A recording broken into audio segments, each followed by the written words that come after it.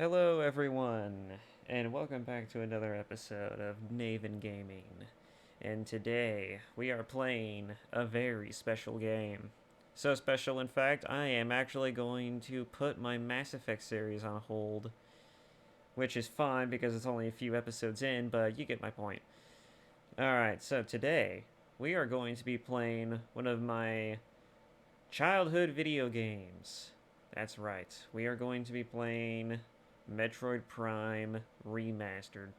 Now, I don't know if anyone has ever seen or played Metroid Prime. I don't know how many people's actually experienced this particular title, but Metroid Prime was the series that got me into Metroid, and while I'm not the biggest Metroid fan, arguably not the biggest one because I've never played Fusion, I never played the Super NES titles. The closest I ever did was I did play Super Metroid, but I never actually beat the game. And the closest thing that I've had to playing other Metroid games other than Prime Trilogy is Metroid Dread.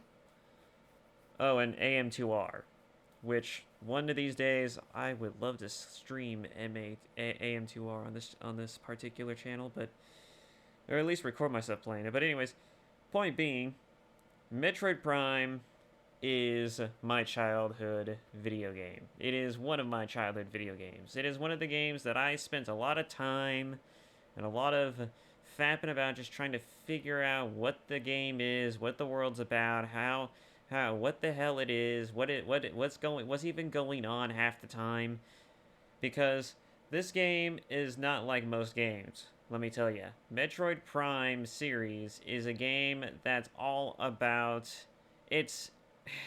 I know people hate this comparison, but it's essentially a lore-based storytelling, and so basically, to sum that up for you, Metroid Prime was in story essence, Dark Souls before Dark Souls was even a thing.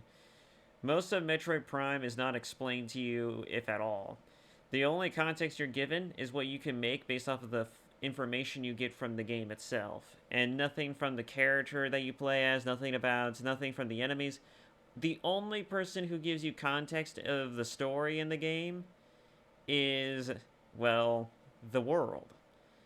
And the world is by far its most impressive feature in this game. But enough of that.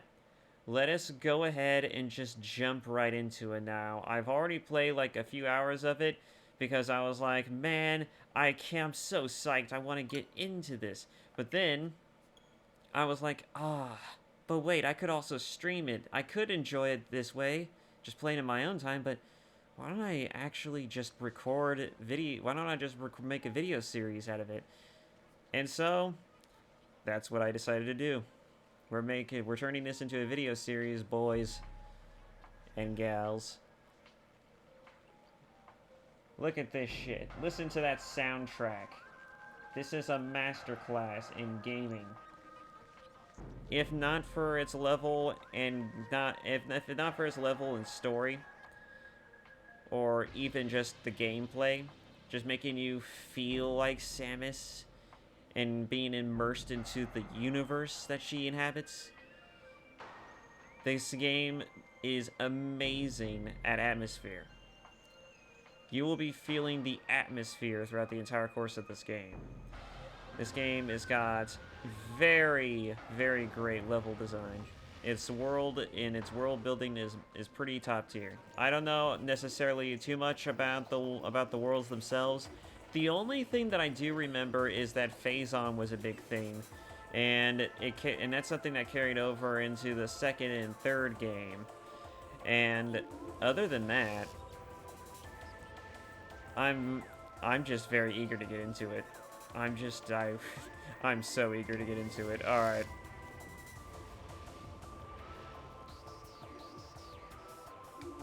This game was originally... Oh, it was only an hour and 17 minutes. Even better. It means I could spend more time on this thing. Alright. So anyways. Yes. Let's go ahead and just erase this. Start a new game. play fucking casual. Alright, boyos. We're getting into it. So, yes. This game... The only thing I remember of it is the phase-on shit. And also, like, a good chunk of the bosses. That's about as much as I remember. Lore, story of the world. I was too fucking young. I was in elementary school. I could not even tell you. I could not even quantify the bullshit that is the story of this game because I was too fucking stupid to remember any of it or to even know what the fuck it all meant.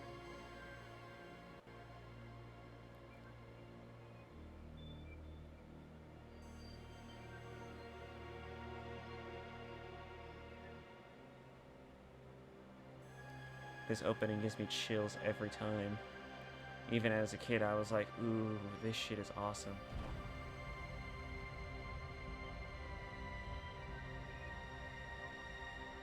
Arguably, it's probably this game that warmed me up to the idea of survival horror, because this game knows how to do atmosphere and do it justice.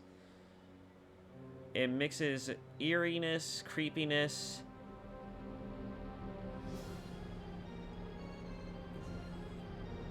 with nice tension and just really almost sometimes epic sounding music.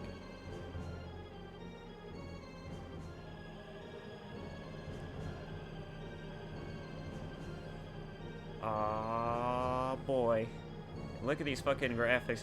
Man, I don't know about you guys, but when I played this shit on the GameCube, these models were not this good. And now they are. And I'm fucking enjoying every second of it.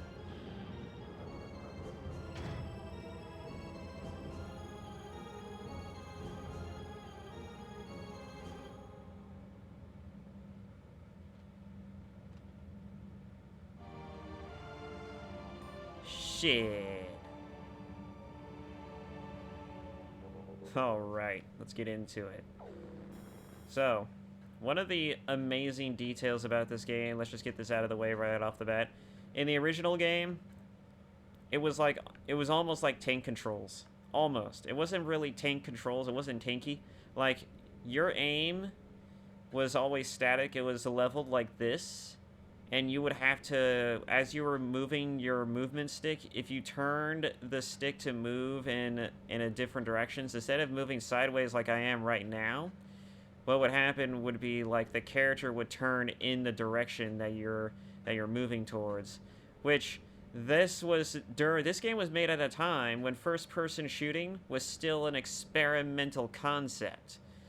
Alright, that's how old this fucking game is. This was no Call of Duty. Alright, Call of Duty didn't set the standard quite as hard at the point this game was released. Now, now we're in this game, and this is a remaster of this game, and now they allowed you to have new gameplay customizations. You can now play this game with the same kind of like look and feel as you would in most first-person shooter titles. You still get a lock-on feature, which that was the main reason why the lock-on feature was so useful, was because, you know, it's the turn-based aiming. It made it hard to really aim. In fact, in order to aim in original Metroid Prime, what you had to do is that you'd have to hold down the left trigger, and then you would be able to stand still and look around as freely like this. That's what I mean when I say it's kind of like tank controls. Because you can't aim proficiently unless you're standing still or you're locked onto something. You can't move and shoot at the same time if you're just free aiming. In the original base game, you have to be locked onto something to be able to do that. But anyways, enough of this crap. Let's just get into it. I'm so stoked. So stoked. Okay, let's go. Let's go. Force field activation switches are now online. Look at these fucking lighting effects, bro. So yes, you can get lore this way. This is how you got lore in the game. This switch is directly connected to the force field barrier.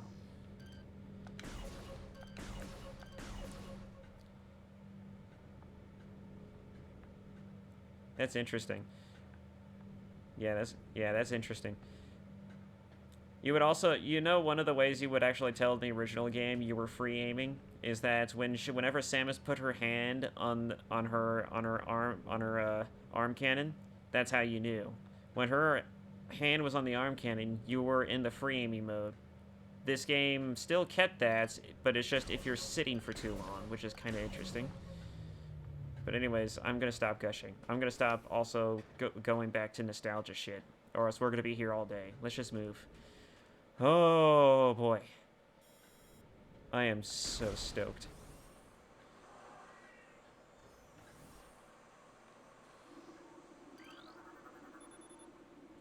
Deck Gamma, reactor core and propulsion, current status, environment normal. I honestly thought it was longer the first time I played this. Deck Beta, biohazard research, current status, environment normal. Emergency evacuation area, current status, environment unstable. Alright, so some shit's going down. Something's going down. I've already seen the first hour and almost about a half of it. So I already been through this part, but otherwise it's good to kind of go back and refresh on this because while I know kind of what's happening here, I actually have a reason to really pay attention now.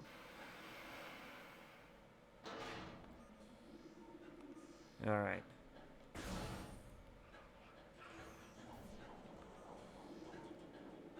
Let's find all the lore. All the lore. Let's scan everything. Leave no stone unturned.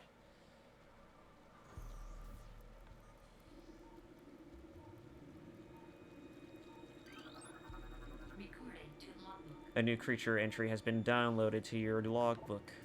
Morphology. Parasite. Interstellar vermin. They travel in swarms. Indigenous to Tallon 4.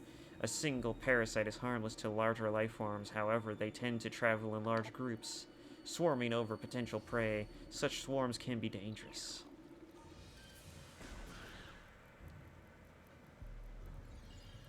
Alrighty.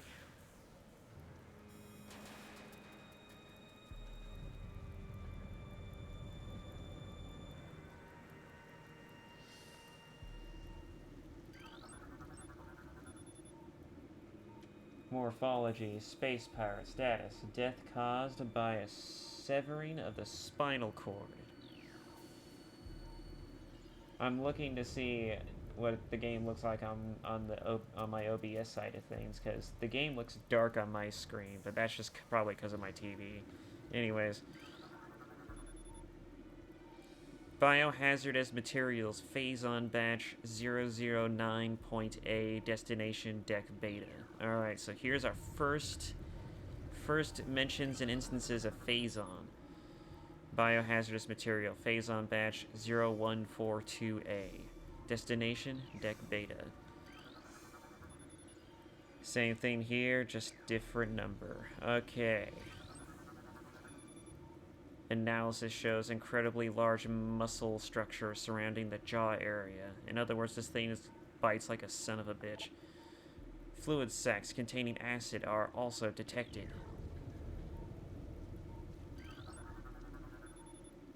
Morphology unknown. Info. High levels of radiation detected. Radiation, boys. So these things were clearly experimented on in some regard. This place looks like a research facility. Morphology, space pirate, status, death caused by severe flame damage to exoskeleton. Now, if you don't know anything about the Metroid lore and the series as a whole, I'll give you a quick buffer. Space pirates are the enemy against most creatures and life forms in the galaxy of Metroid. Of the Metroid universe. They are essentially the villains of the Metroid story. Escape pod entrance, the vessel has already been jettisoned. Evacuation occurs 6 hours prior to your arrival. Interesting.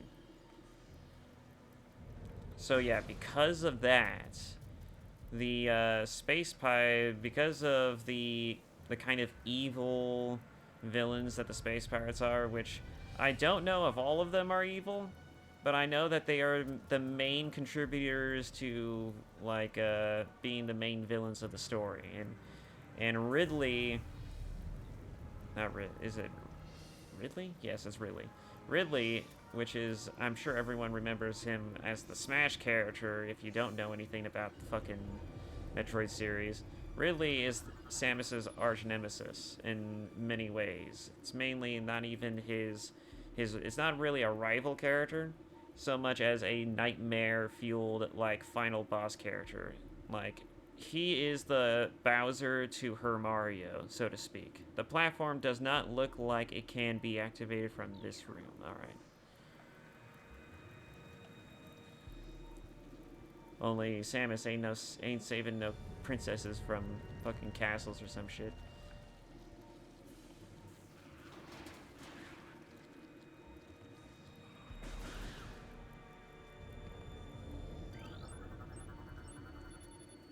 Morphology, space power, status, death caused by acidic burns to body. Chemical type unknown.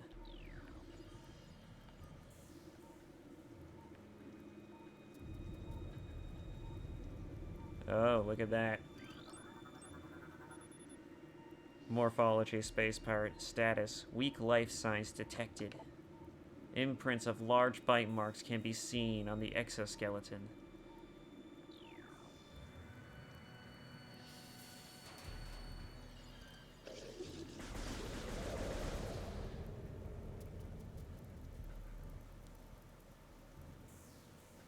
He was gonna shoot first.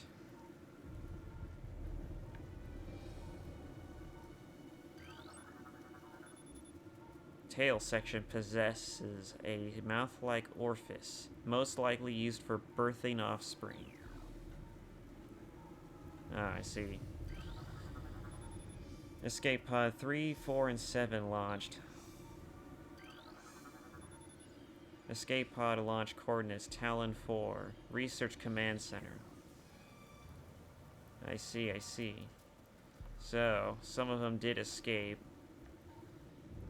which means we're gonna need to head to the planet to know what the space pirates are up to. Use your charge beam to destroy the rubble.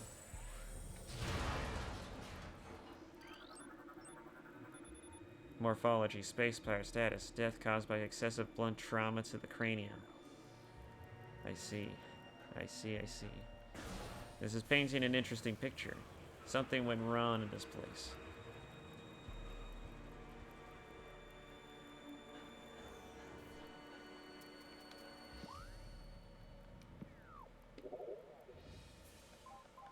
I still love this menu every time. Alright. HUD opacity. Oh, you can display her helmet. Hint system. Extras alerts.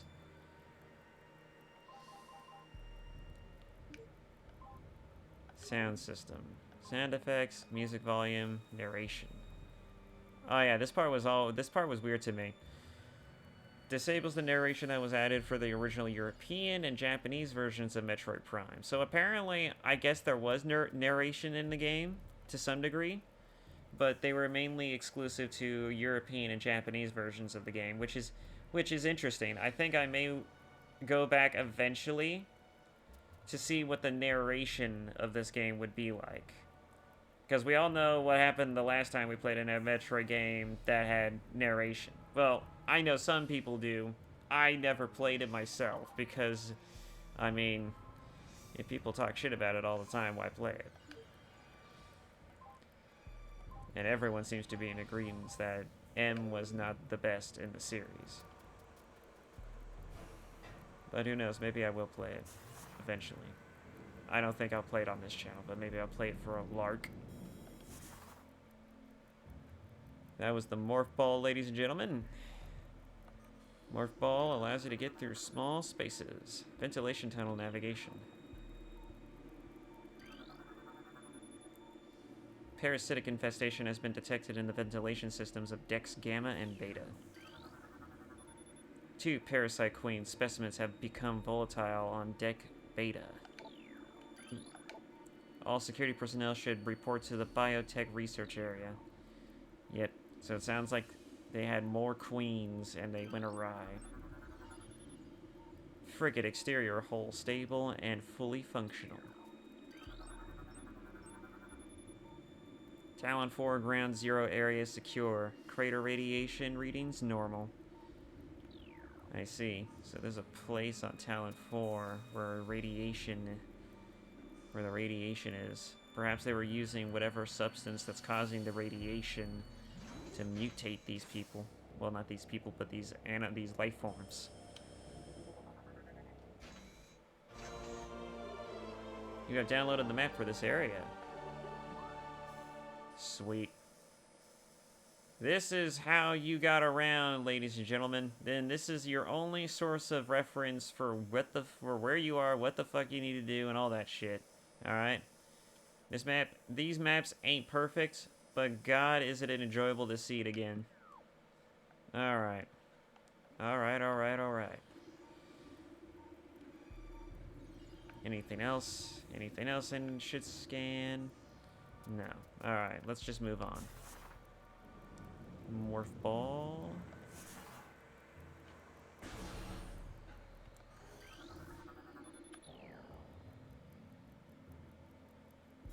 There we go. Activates the elevator.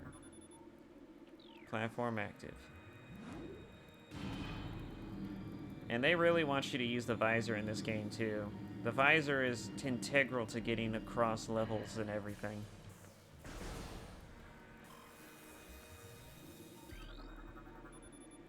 Specimen containment breach on deck beta. All crew report for lockdown.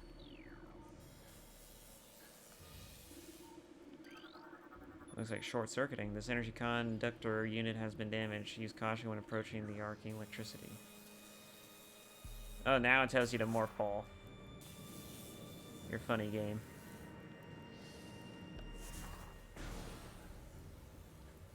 Some people also ask, why doesn't Samus just crouch too? But when you consider how maneuverable the morph ball is, it honestly kind of makes sense. Specimen cell C, status unknown. Rejection of phazon compound detected. Alrighty. They were definitely doing experiments here. Morphology, space pirate, status, severe internal damage detected. Surrender.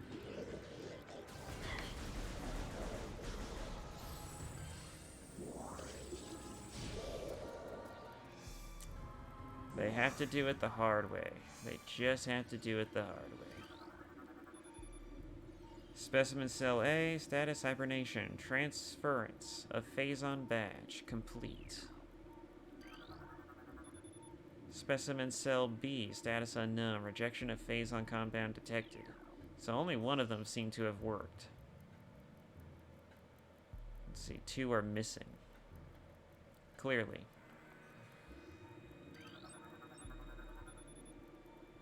Morphology unknown, low life size detected.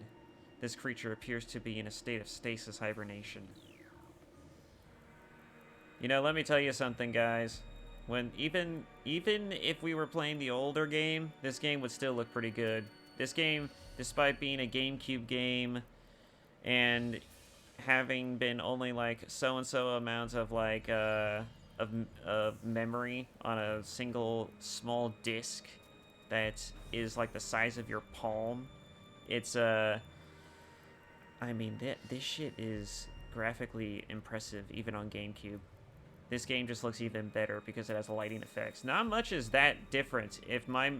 Like, a lot of this is very reminiscent to the old game. The only difference here that I see that's immediately noticeable is shadow effects, better lighting effects.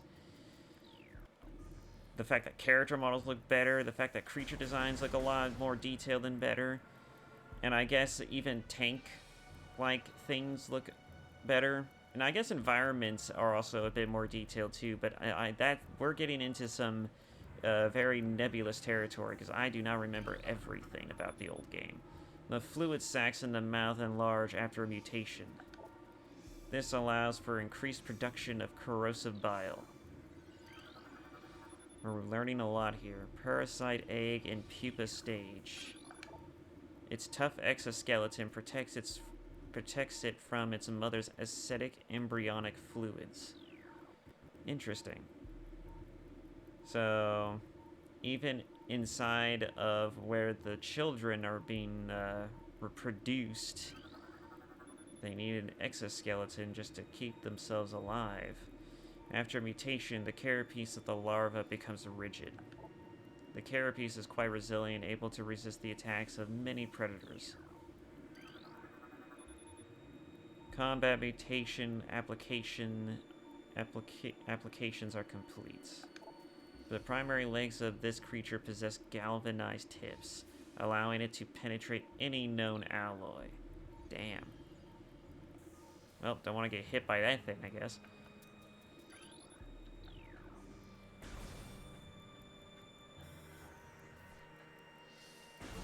Oh yeah, can I scan these? Doesn't look like I can. No, doesn't look like I can. Alright. Thought I'd try it.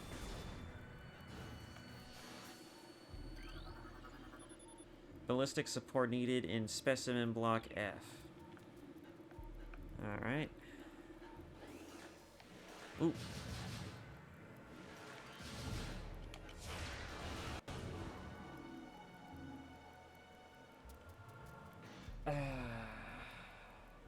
I'm sorry if anyone heard that. That was my computer notifying me about a freaking update. I don't need that right now. Oh yeah, this is how you refill on missiles and stuff. You get power-ups from broken or dead enemies, and that's also how you get health too. No information here. No lore to glean. Let's move.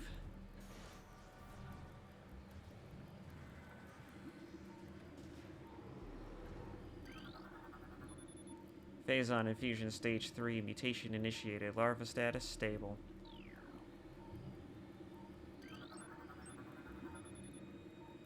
Morphology unknown. Info. This specimen has been horribly mutated. There are no life readings. Oh, it's dead. The Phazon killed it.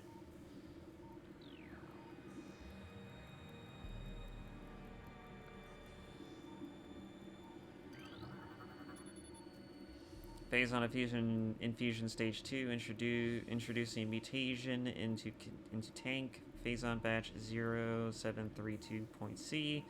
Status complete. Phazon infusion stage 1. Parasite larva diagnostic. Mass 1.2, length 0.5, cell structure stable. Alright, so it seems to the earlier entry. A new pirate data entry has been downloaded. Space pirate encrypted data decoded. Log 09.992.3. Zebus has fallen. All ground personnel are presumed dead, either killed by the hunter clad in metal or in the subsequent destruction of the underground facilities. Our research frigates Orpheon, Syriacus,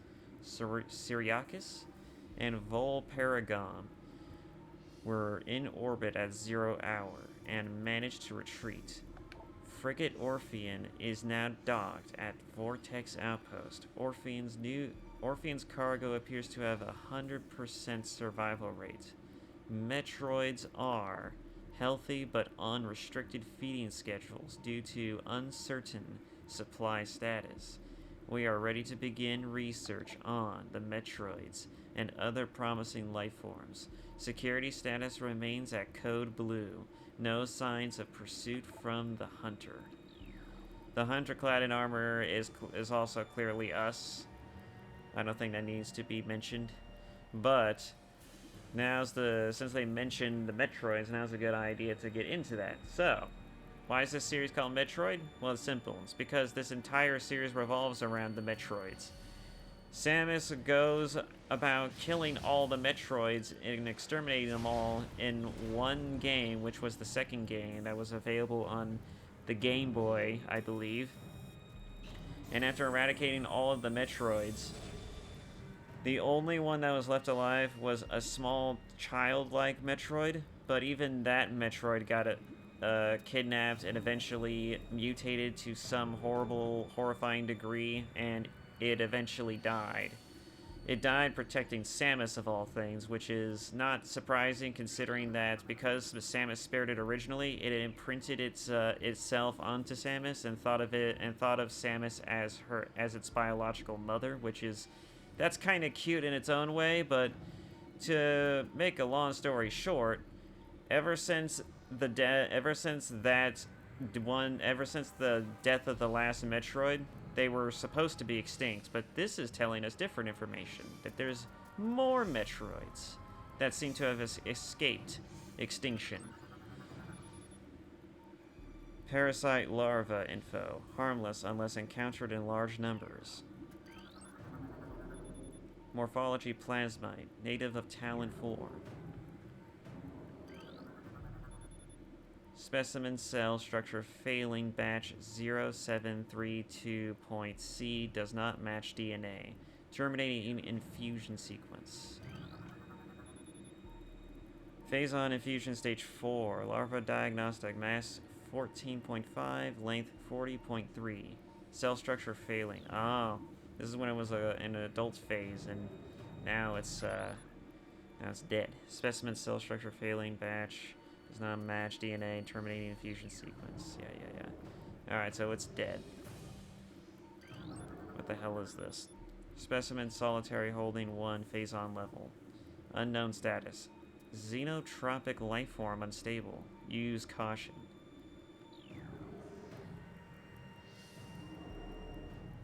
Well, something's in there. And it doesn't like being in there.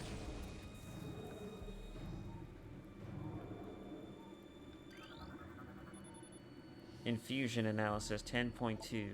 Specimen exhibits incredible strength and body mass increase when exposed to Phazon batch 0732.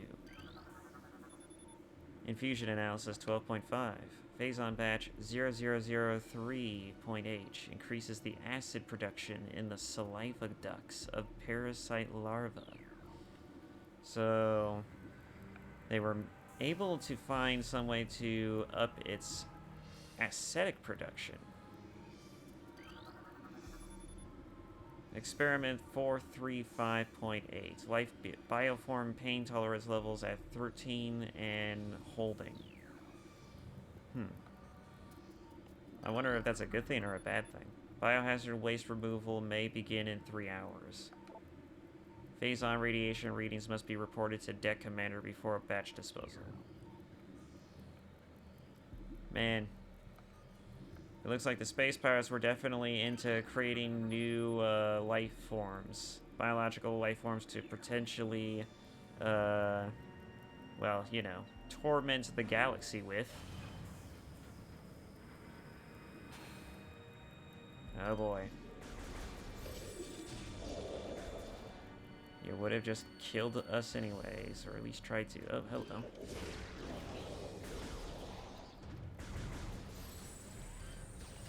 Oh, we got a much more lively one here. Space pirate injury status. Minimal injuries assessed. Use caution. Maximum firepower recommended. Even has to recommend that you use maximum firepower.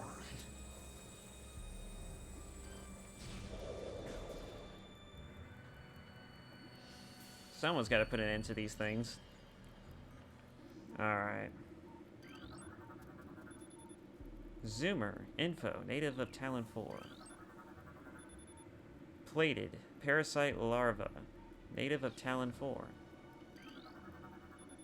Specimen solitary holding 2. Phazon level toxic. Status. Hermetic seal holding. Well, these is a lot of fancy language. War wasp. Native of Tallon 4.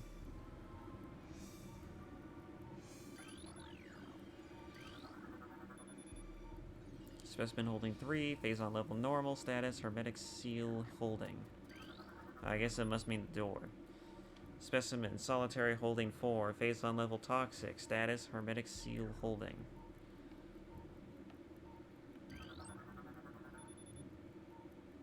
Morphology, shriekbat, info, native of Tallon 4.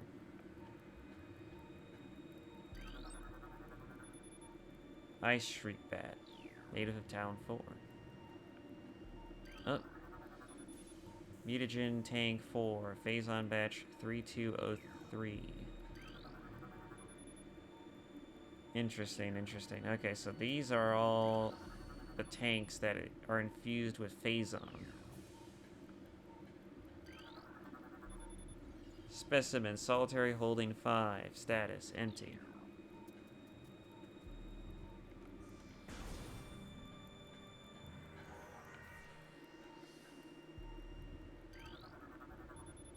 Ventilation covers may become superheated if airflow is restricted. Unusual thermal readings should be reported to the deck engineer on duty. I always thought that space pirates were the least intelligent, but that's probably because they're,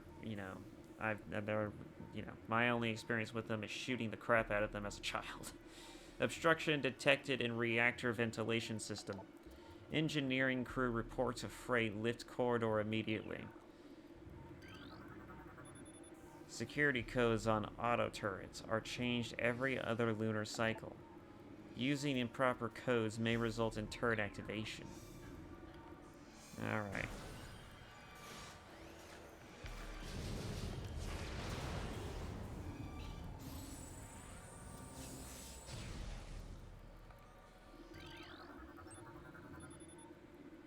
Morphology, space pirate status, death caused by severe lacerations to the abdomen. Nothing like having your guts spilled out. Access to deck gamma approved. Please step into the hologram.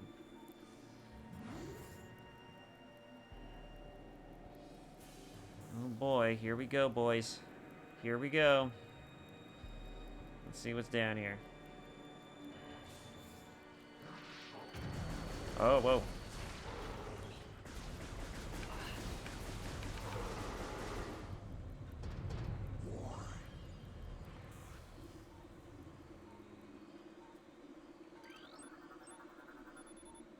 Space Pirate status. Death caused by removal of internal organs. Ooh, that's gotta suck. Lacerations to the abdomen. Alright. Now. Door lock enabled. Please insert metallic sphere to open door. Funny how security systems work for even Morphball.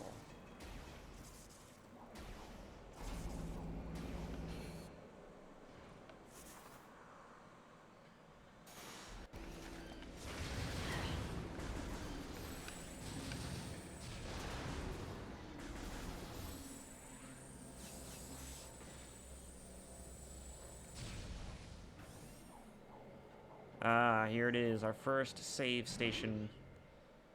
Do you want to save? Yes. Game has been saved. Energy fully replenished. Alright, now before we continue, I'm going to take one brief second, if you don't mind, to up my TV settings, because my darkness quality here is a little much because of some setting.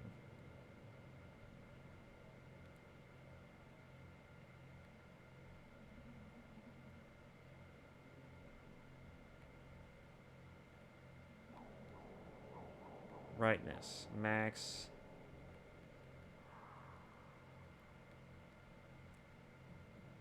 Yeah, black level's fine.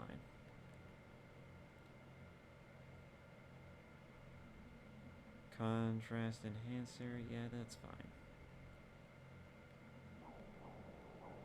What I really want to focus on is...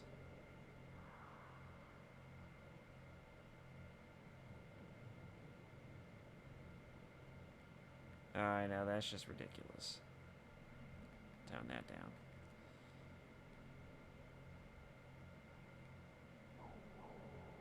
Neutral. High. Boy, oh boy. Alright.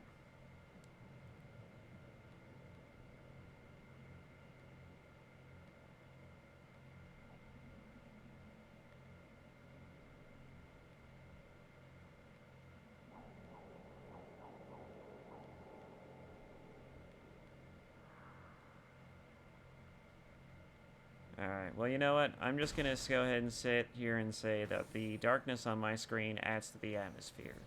That'll be my excuse.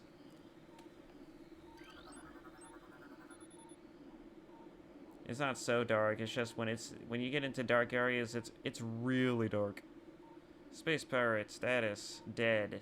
This creature looks like it struggled to get through this door. There's a lot of them here. Space pirate status death caused by cranial trauma. Space pirate death caused by severe laceration. Subject looks like it has been partially eaten. Interesting.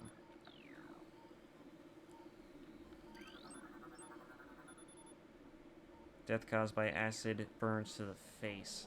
That's gotta suck.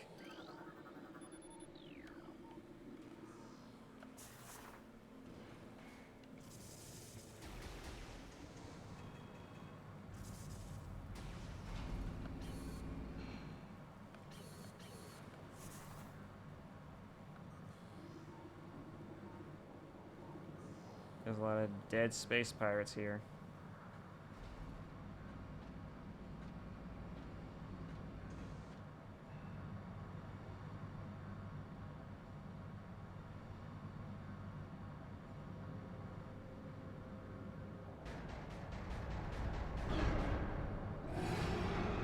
And now we know why.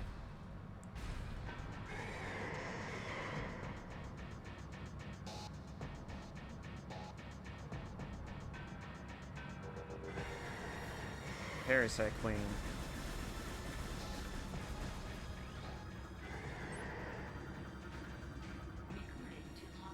A new creature entry has been downloaded to your logbook.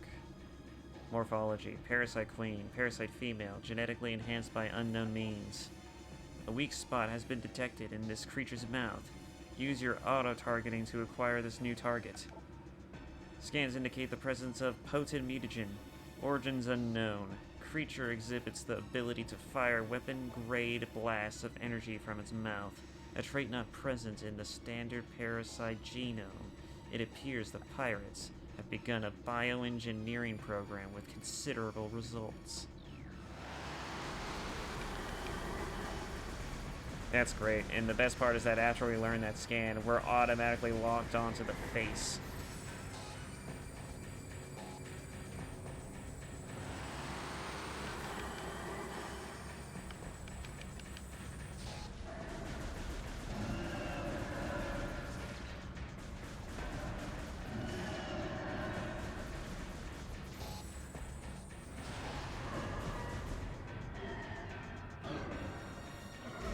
Yeah, not the most difficult of boss fights, but it's a boss fight. It would have been harder with the tankier controls, I'd imagine, but oh boy, it wouldn't be a Metroid game of any kind without a fucking escaping from facility explosion bullshit. The mad sprint under a time limit. Access to deck beta approved. Let's go.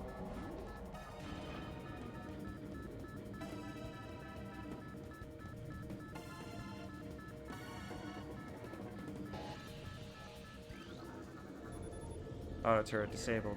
Sweet. That's one turret we don't have to fight now. Don't want to skip lore, but... oh shit.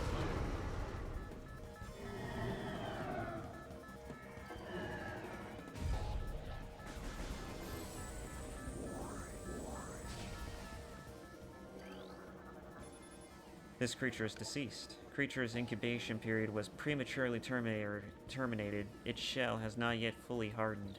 Oh, I see. Containment seal breached. Larva vital signs critical. Secure area and terminate specimen.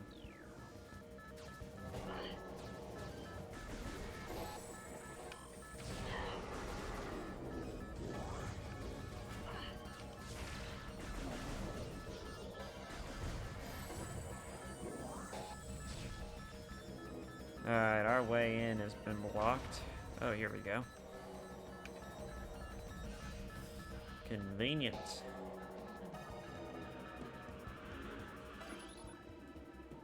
Parasite, interstellar vermin. Ah, it's this one.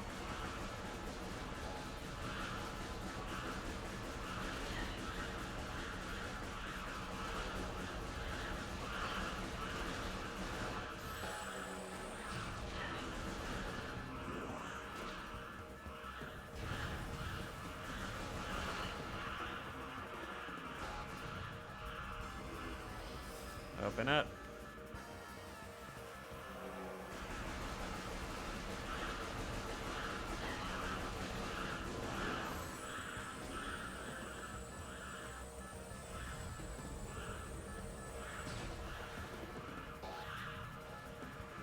Let's go, boys. Let's go. Gotta get this shit out of. Gotta get this shit out of here. Oh boy.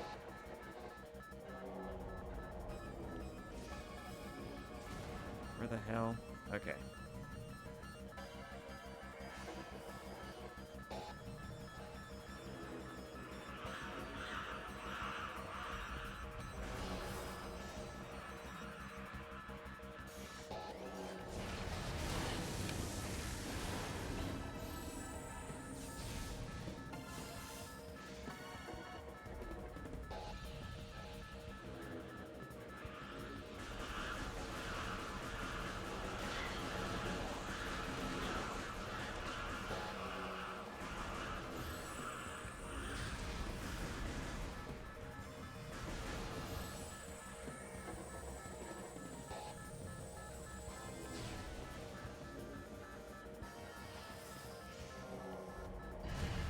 Oh, shit. Oh, boy. That was close.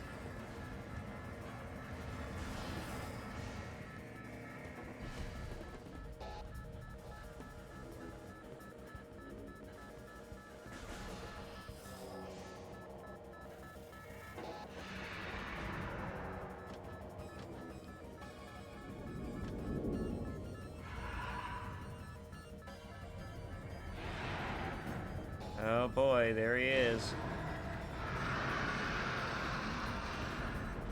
The asshole himself, leader of the space pirates, Ridley. There he goes.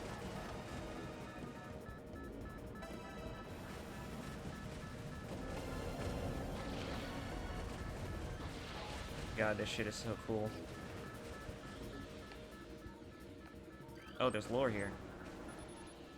Meta Ridley, cerebral casing stable, exoskeleton seal holding, begin umbilical retraction. Subject, Meta Ridley, weapon update complete, Steiner ballistics, online, plasma fuel cell, online.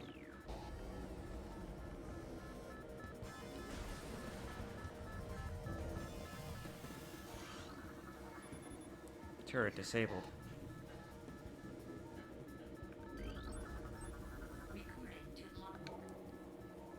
Yes, I'm aware. Alright. Whoa.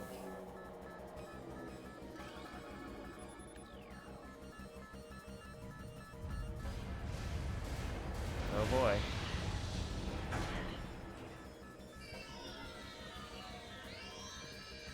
Ah, shit. And there goes all our suit upgrades. Area suits offline, morphball, malfunction, missile malfunction, charge beam malfunction, everything's malfunctioning. All the cool shit's malfunctioning. Alright, where am I? There we go.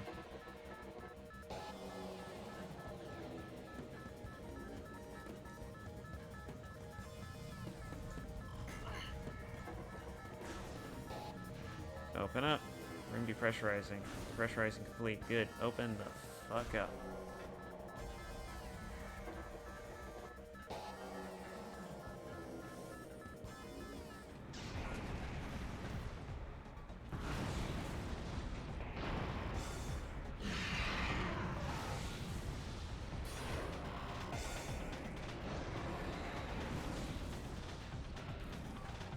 Oh shit, there he goes. Chasing after him.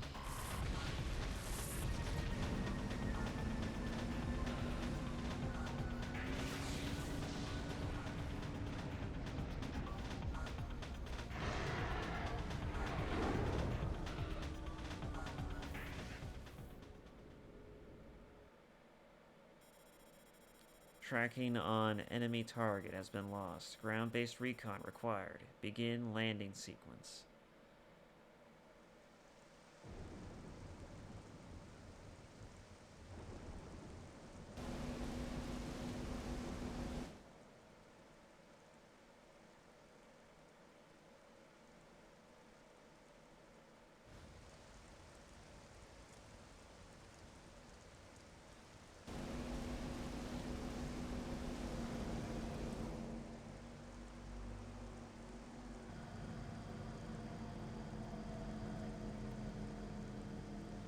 Tallon Overworld.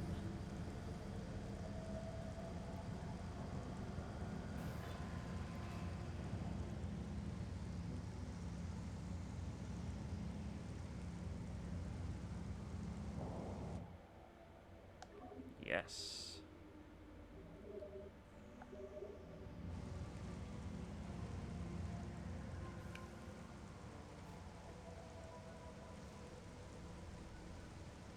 Ah, man. I remember when rain effects dripping on the visor was seen as such a novelty back in the day. It still kind of is. Like, how much detail do you usually see put into games these days anymore? The best part is that now you can actually see that detail on the gun in hand. Looks amazing. Oh, and no, we don't swim in this game, but we can sink underwater.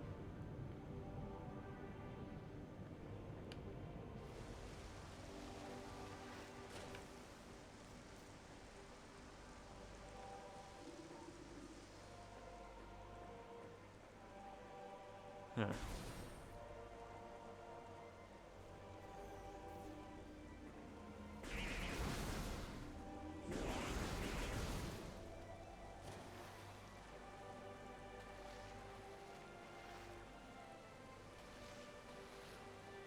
Alright, we can't go this way. Haven't been there before.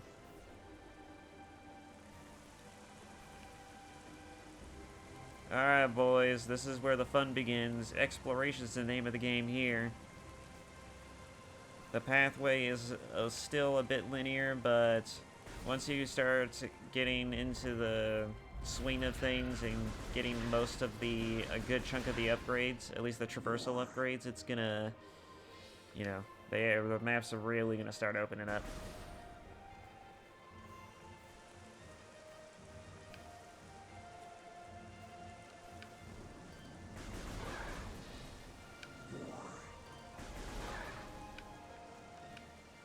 At least it's the trigger buttons and not the actual buttons.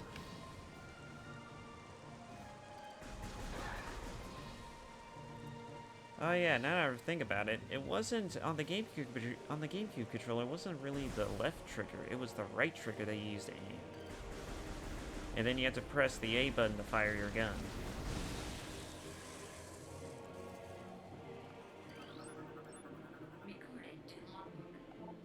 Morphology: blood flower, able to eject toxic spores. Toxins are poisonous even to blood flower itself. 3 mouth nodules protrude from the stalk beneath the flower, each with a rudimentary brain cluster, and the ability to spew toxic fumes at anything within a 5-meter radius. The spores ejected from the stigma at the center of the flower are sufficient to kill this creature if they explode in its vicinity. Interesting. Seems a little ridiculous. Alright, we won't be able to open those type of doors until we get our missiles back.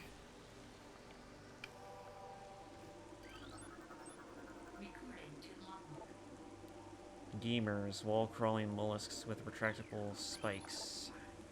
The Gemur is an evolutionary offshoot of the Zoomer family. When threatened, it extends lethal spikes and retracts its head deep into its armored and carapace. Alright. Ow.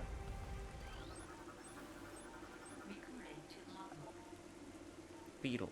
Burrowing insect with a resilient carapace, extremely aggressive. The insect's massive mouth enables it to tunnel through solid rock at high speeds. Above ground, beetles can cover short distances rapidly.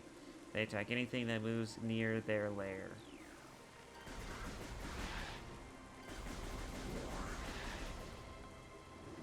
I don't know if you guys give too much of a crap about, like, actual monsters, but the stone surface this lichen grows on appears too smooth to be natural.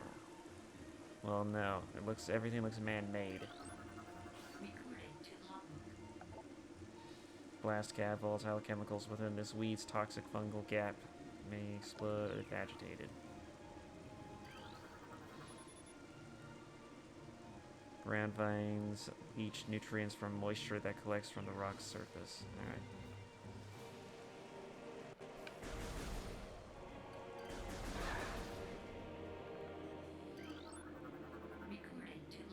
A new creature. Sap sac. Chemical reaction with sac produces violent explosions when agitated. Because of its irresistible odor and sweet nectar, the sap sac was nearly eaten out of existence. The evolution of an explosive chemical sac saved it. Now only brave or ingenious creatures dare to devour it.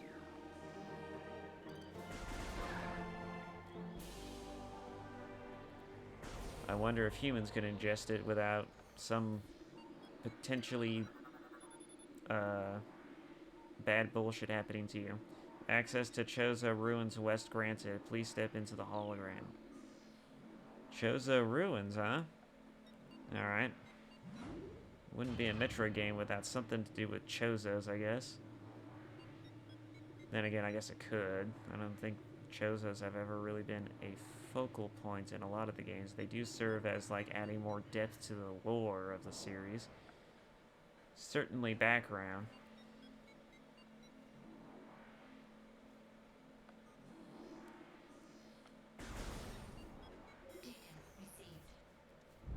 Incoming scan data.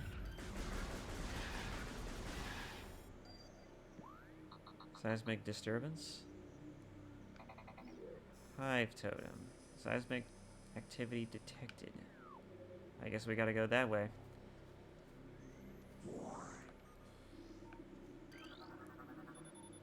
These pillars have collapsed from erosion. Carbon dating cannot determine the age of the structures.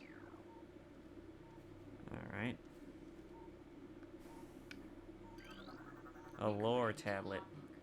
A new Chozo lore entry has been downloaded to your logbook. Chozo script translated. The history of the Chozo stretches back into the ancient times, so far into the fog of the past that we know not where our ancestors came from. One thing is clear, however, the Chozo who colonized Tallon 4 made a conscious choice to eschew a civilization of advanced technology. We Chozo chose to live in harmony with nature, guided by the providence of the universe. We believe we will spend peaceful days here and plan to leave our words from time to time. Interesting. So from the sounds of it, it doesn't seem like these Chozo were into the whole advanced technology bit of their culture, which is what they're mainly known for, was revolutionizing technology. I mean, hell, Samus's Various suit is literally made by the Chozos, which is why it's so goddamn amazing.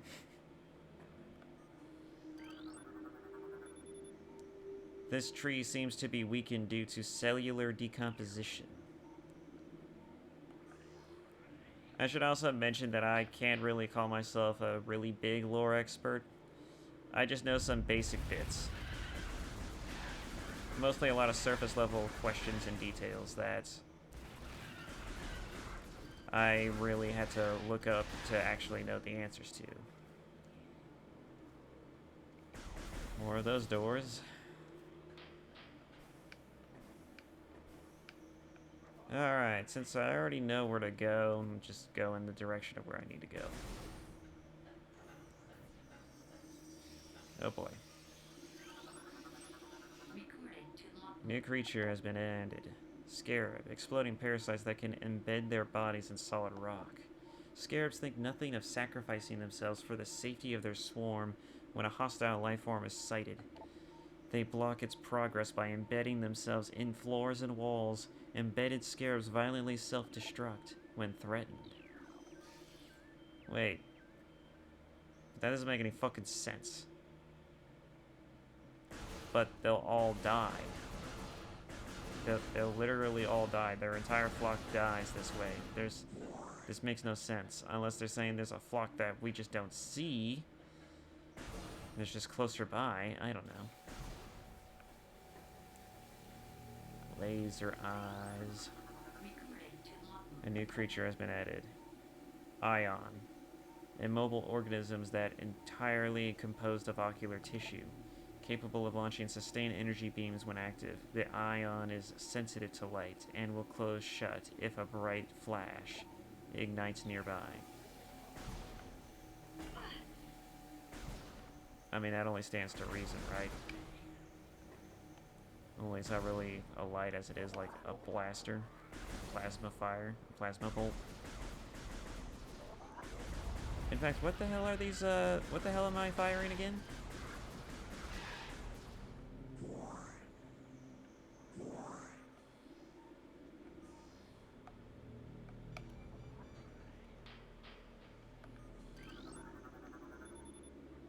Unusually high concentrations of poison identified in tree leaves.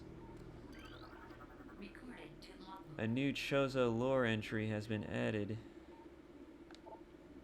Chozo script translated.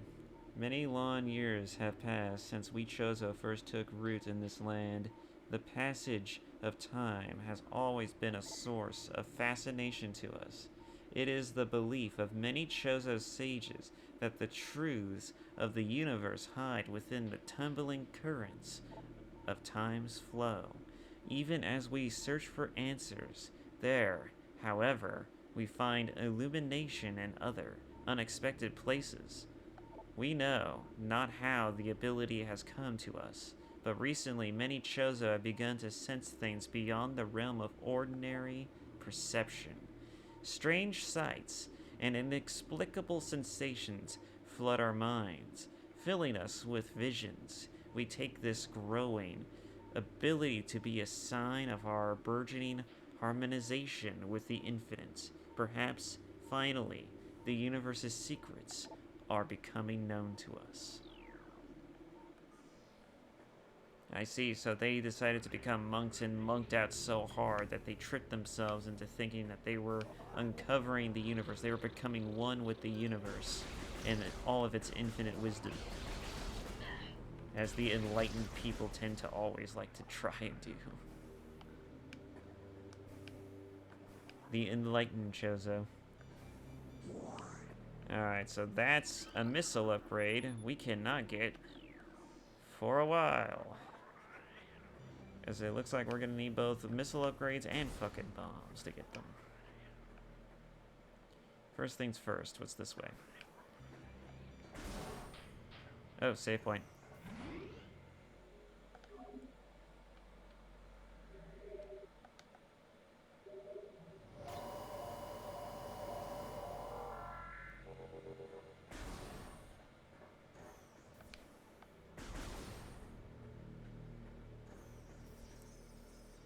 More of those scarabs.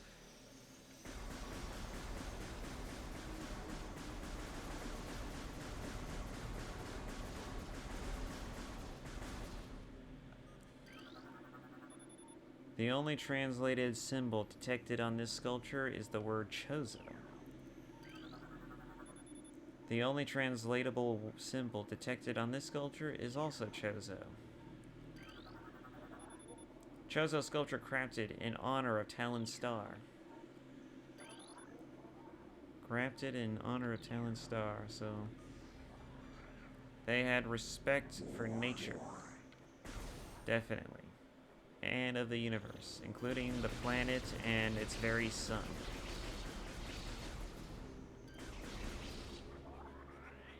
What this will all inevitably boil down to, we will not know until we go deeper.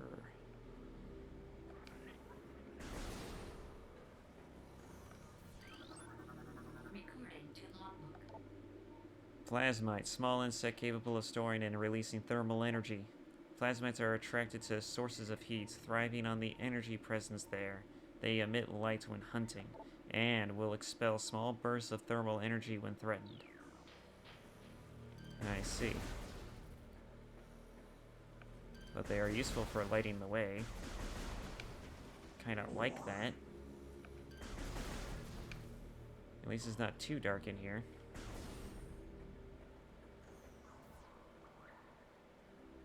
Interesting as rooms go. Alright.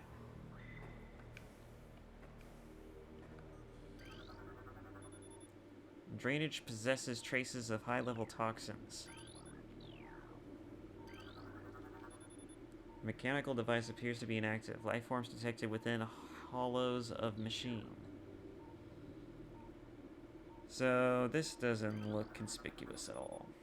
This elevated bridge looks warm but functional. This is where the seismic activity was. It appears this item can only be reached by using the elevated bridge. Alrighty. Let's go ahead and go grab it. Up.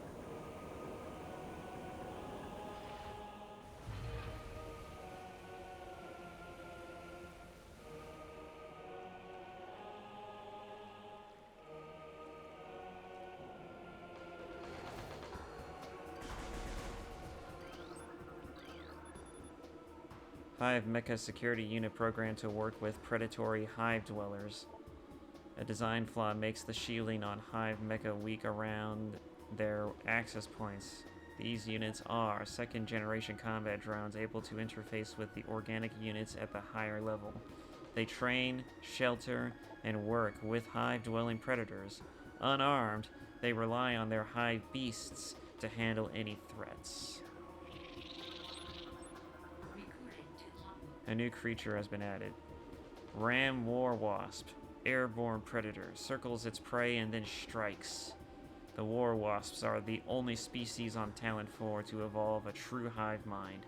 Nesting in damp, dark places, ram war wasps emerge in small groups when threatened and circle their enemy at high speeds, disorienting it. It's striking from all sides as a single intelligence. They can fell huge organisms. Dangerous indeed.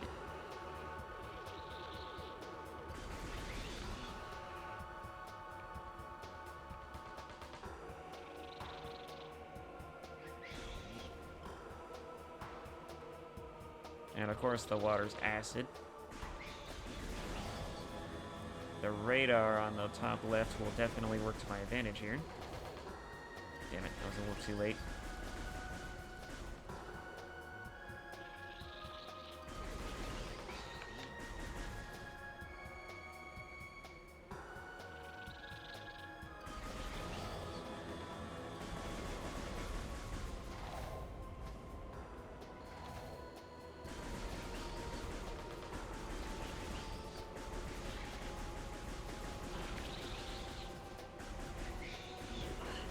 Ah, shit.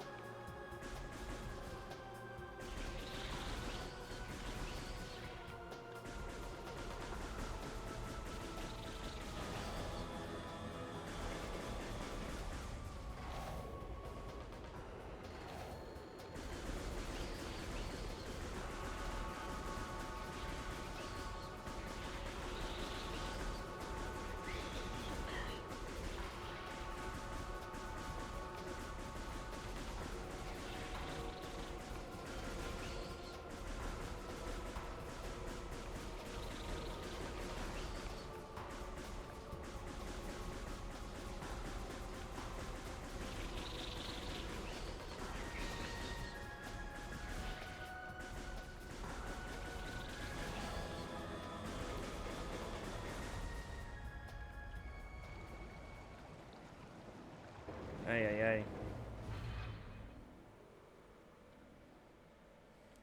This Switch controller does not make for good rapid fire shooting.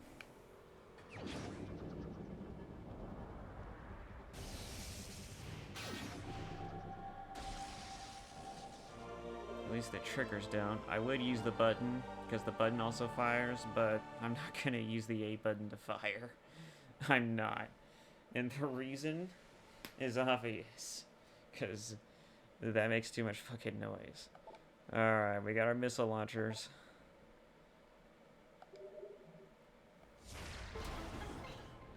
But you only have 5 of them to work with. So, conserve. Conserve as much as possible. Energy tank acquired. Maximum energy capacity increased by 100. Yep.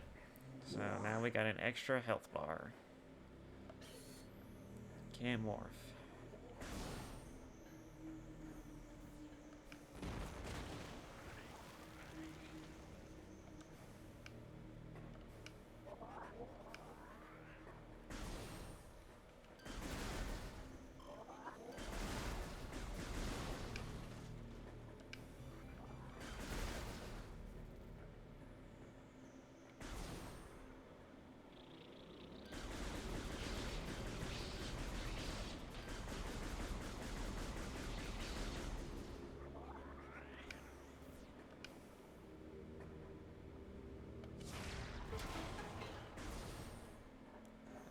Map data. Here we go.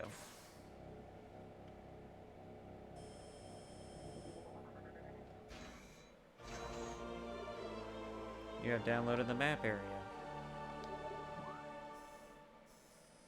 Sweet. Alright. Now that we have map, we can figure out where we need to go next. If ever, just a little. Alright, so. Obviously, we'll go to the places we haven't been to yet.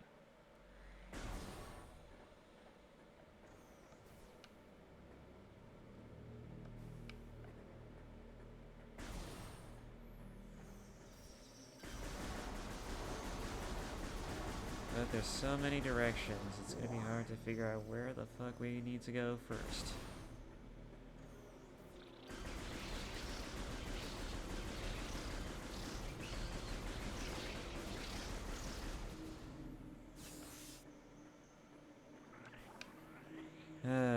It's gonna be nice to have Charge Beam back.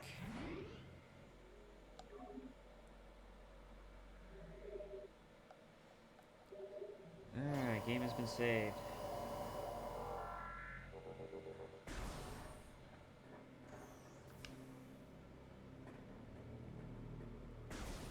So yeah, another reason why I also decided to put Mass Effect on hiatus is because this is going to be the new 3-hour series. Because boy, oh boy, this game isn't long, but it can be if you don't know where the fuck you're going. And plus, although I'm not as dumb as I was as a kid, so hopefully it won't be too bad, but anyways. Plus, I think it makes for a better prolonged series anyways. You need to put time into this kind of shit. So how many of you fucking things are there? Alright, now that I think about it, there was a locked door down here. Jesus, where are all of these things coming from?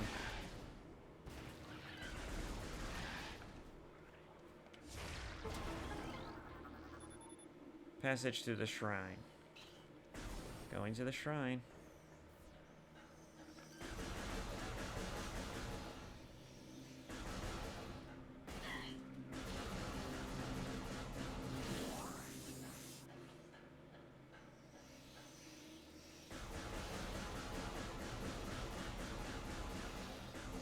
I always like to give you inconvenient environmental enemies.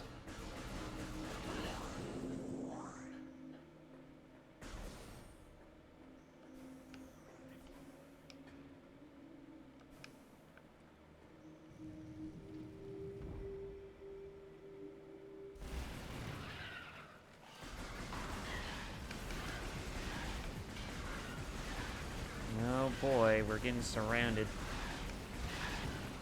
Beetles are trying to kill us.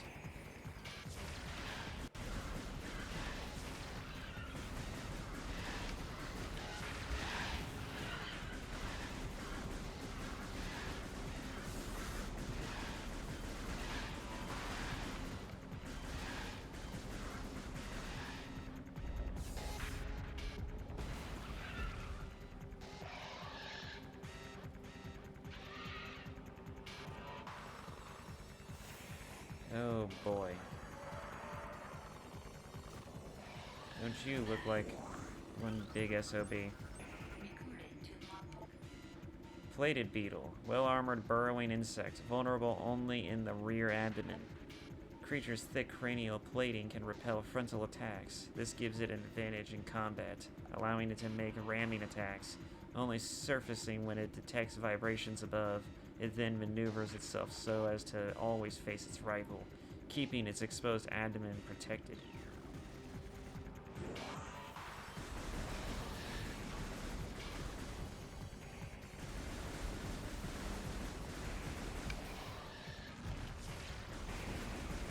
Darn it.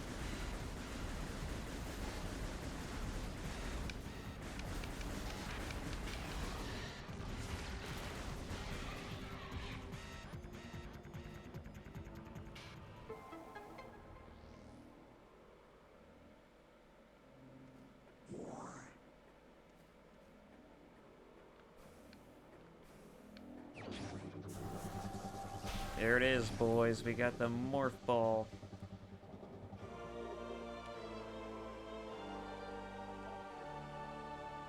Y to activate morph ball mode. Additional, yes. Alright. We got it. And as luck would have it, we can only escape this place if we use the morph ball. Oh, I almost forgot about that. Those added details. When you have an explosion in front of your face, it lights up the visor to where you can actually see Samus's eyes for a split second. It's actually great because this was actually included in the original game too, but it's always impressive to see it even here. It's always nice. Love the detail. These blue orbs seem to be simple light sources.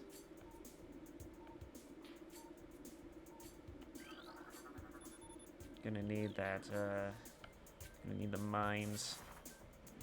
The morph ball mines for that thing.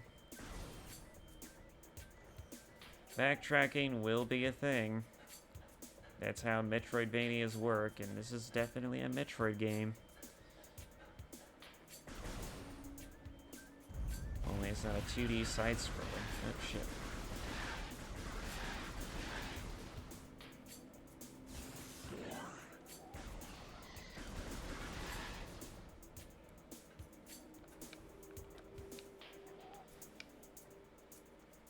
Oh, boy.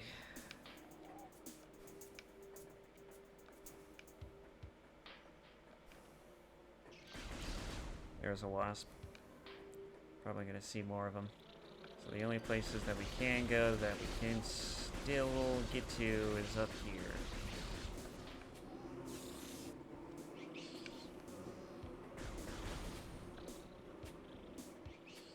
Ay, ay, ay. Walking into everything. Shit.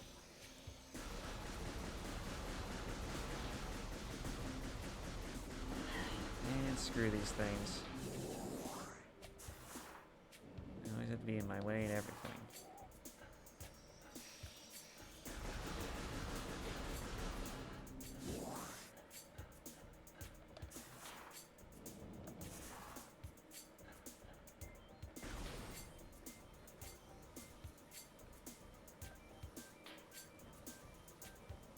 Huh.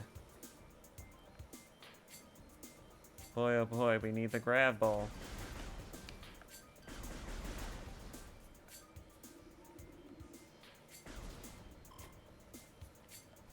Can barely see shit. When it's dark, it's dark. Fountain choked by overgrowth. Toxin levels are high. A new Chozo lore has been added. Chozo script translated. The surges of negative energy brought by the meteor far exceed our expectation. We Chozo have yet to find a way to rid ourselves of the great poison. All we can do now is seal it away and wait for the day when the power to purify the poison appears. However, it is already impossible to collect all the pieces of the great poison, as it has already spread, seeping into the planet and hardening. I wonder what it's talking about. Is it talking about the actual toxins, the poisons? Or is it something else?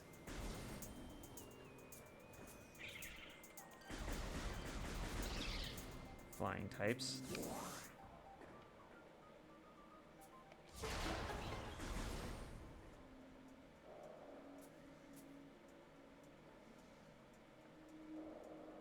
Do I want to go this way yet? Let's go this way.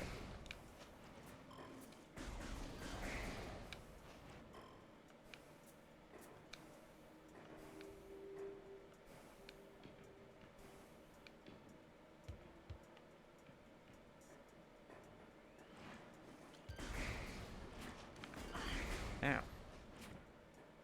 Bastard.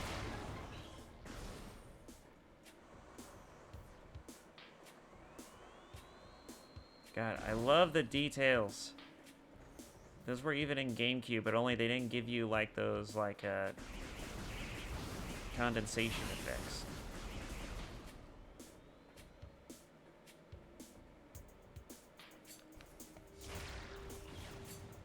Ah, fuck, I missed.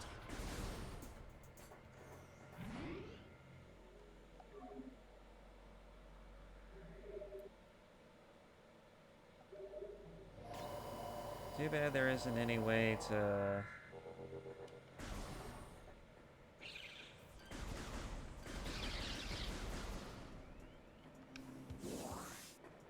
Alright, refilled my missile cache. Let's go.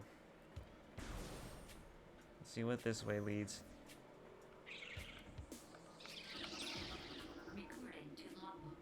Entry has been downloaded. Shriek Bat. Ceiling dwellers. Body temperature peaks at 121 centigrade. Shriek bats have high internal temperature, making them easy to spot with thermal imaging. They roast on cave ceilings while hunting for small prey. They're fiercely territorial. They dive bomb anything that wanders near. And then die from literally just smacking into shit. That which fouls the water seeks the sun.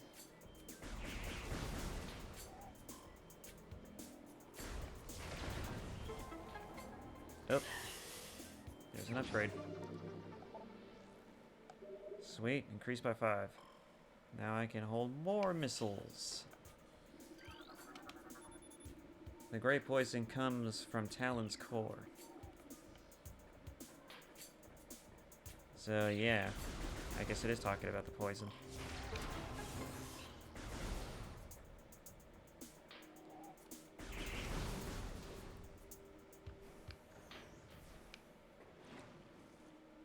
Alright, we've gotten about as far as I've gotten when I was playing the game myself originally.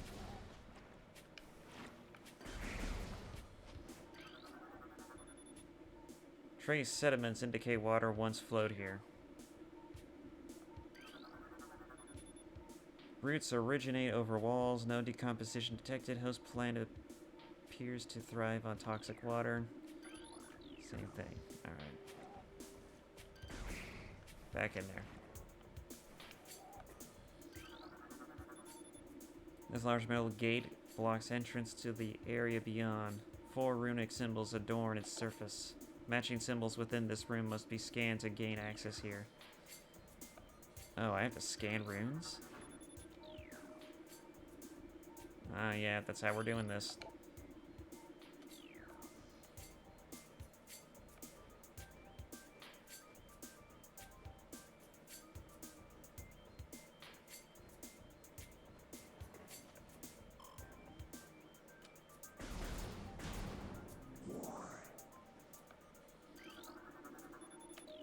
There's 1, 2...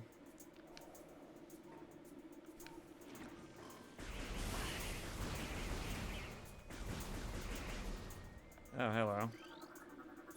3. Oh, that's a drainage.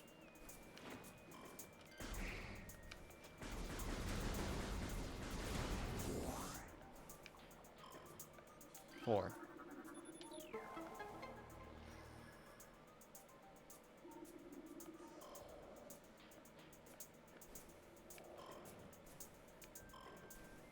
Now it's just a matter of getting back.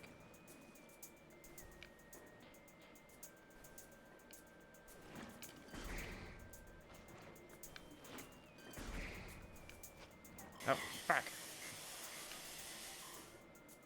thing whipped me as I was leaving.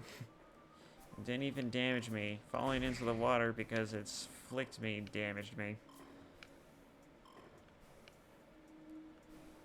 Ay, ay, ay. Guess I'll have to wait for them to submerge before I continue onward. There we go. Alright.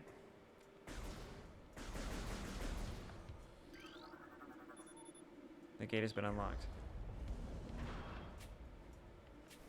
What's that?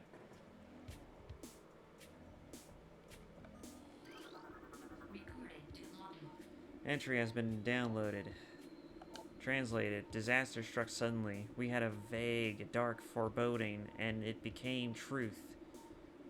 A meteor appeared from nowhere, casting a dark shadow of debris over the land with the violence of its impact.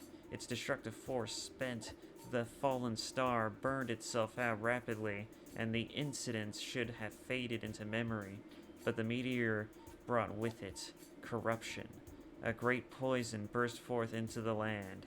A strange energy that clawed at natural life with a ferocity. That strange, negative energy emitted from the meteor expanded to encompass Tallon 4 in a night as a spider weaves a web.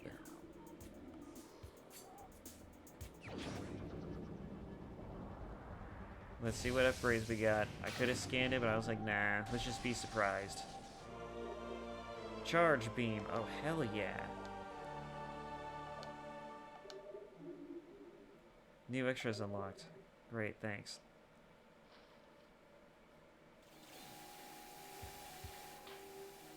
Oh, this looks like a pain in the ass.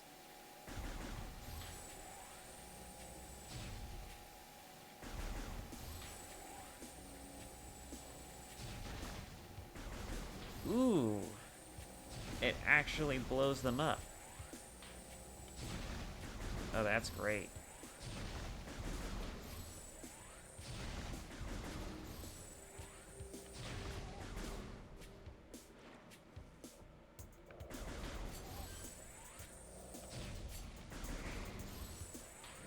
I wanted to break it. Oh well.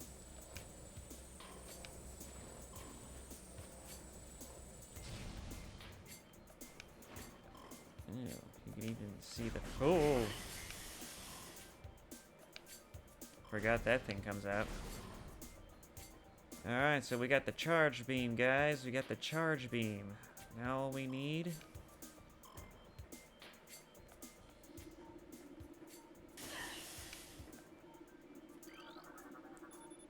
Truth awaits you in a secret hall. Okay. Now we need is more missile upgrades, a grappling hook, the various suit, among other things, and we'll be golden. I mean, at least if we can get the various suit, we'll be mostly golden. Various suit will help us get to most other places. At least basic places that involve high heat.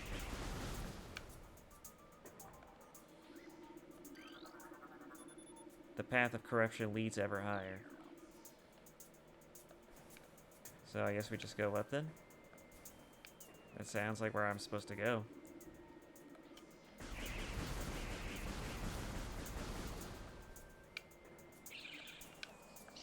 Ooh. Well, now that I have the charge beam.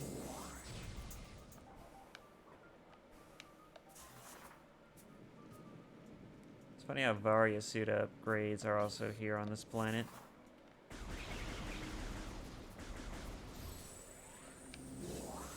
Technically, these suit upgrades and finding them on derelict planets do not make fucking sense, but it's game design, so I don't give a shit. Luminescent cylinders functioning at 80%.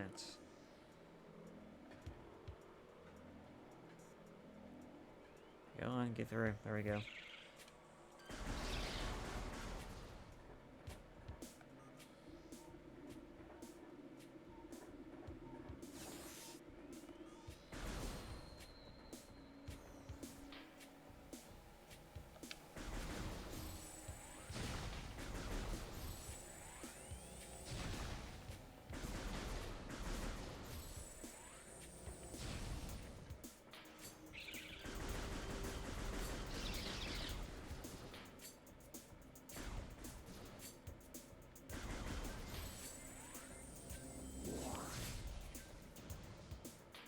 Something's up with that door.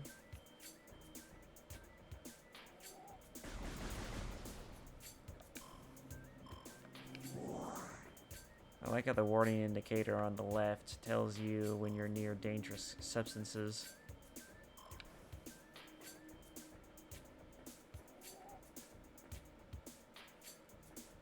I like a lot of things about this game. This game series gives you a lot of useful things on the HUD that actually is useful. Retro Studios knew what the fuck they were doing. New creature has been added. Stone Toad preys on creatures smaller than itself, vulnerable only from within. A stone toad is able to remain still for days. It preys upon creatures smaller than itself, inhaling them whole. Anything it finds undigestible, it regurgitates it. Stone toads use their tusks as a last resort in combat. So it sounds like we can't do anything about that thing until we get further in. Maybe find some mine bombs, because I am sure as shit we're not going to be able to just blast our way through it.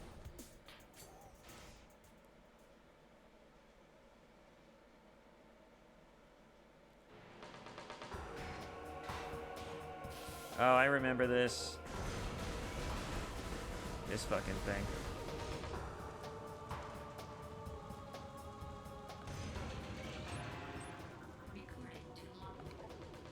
Mechanoid. Incinerator drone. Programmed for high temperature waste disposal. Device schematics indicate a high risk of malfunction when internal power core is damaged. Unit has minimal combat programming, but can defend itself if necessary. This drone's intense heat blast compensates for its lack of battle prowess. Oh, I think I see its weakness. There we go. I don't think that's it. Nope, that's not a good thing. Shit.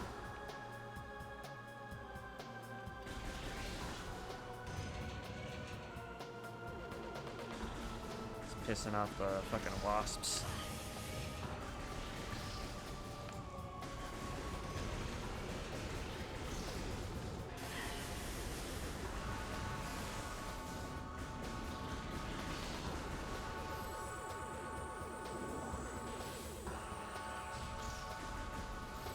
Oh shit.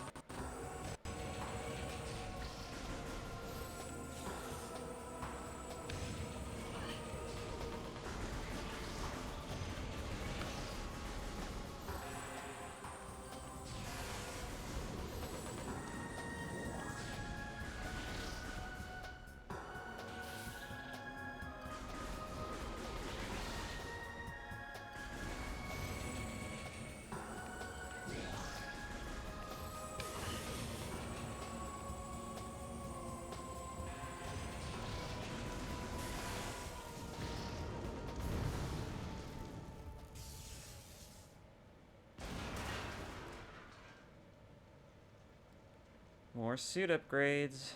Boy, oh boy. What is it this time, boyos? Oh. There it is.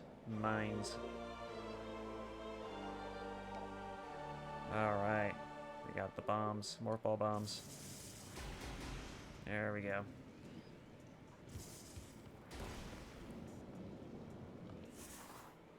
Sweet.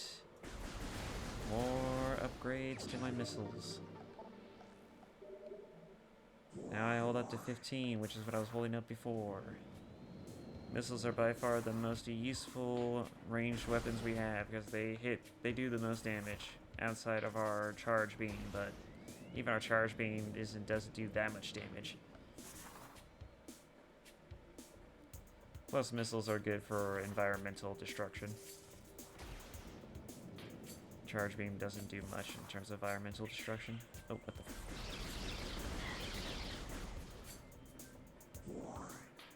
Oh, that was surprising. Yeah. But this should work. Alright. I played this as a kid. I remember how this shit goes. Alright.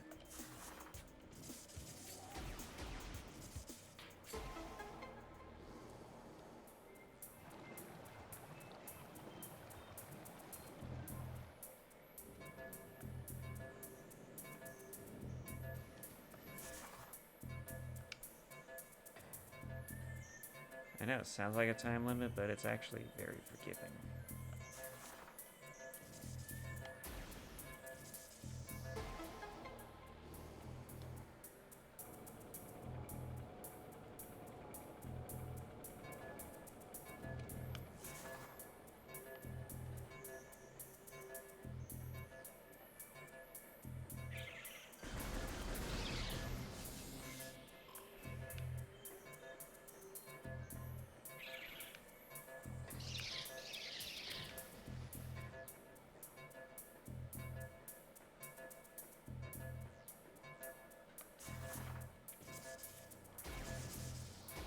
Oh, come on.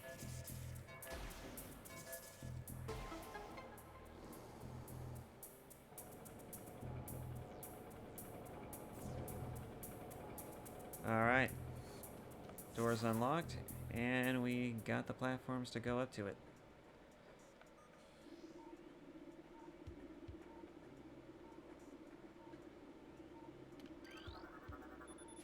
This machine is now fully functioning. Yeah.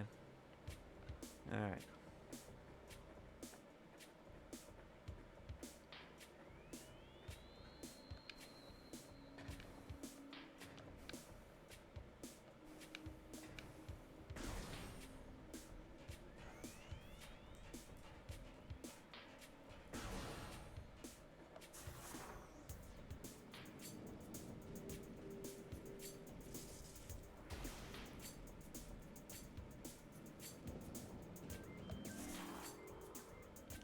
Extra energy tanks. Ay. Man, these levels are so great.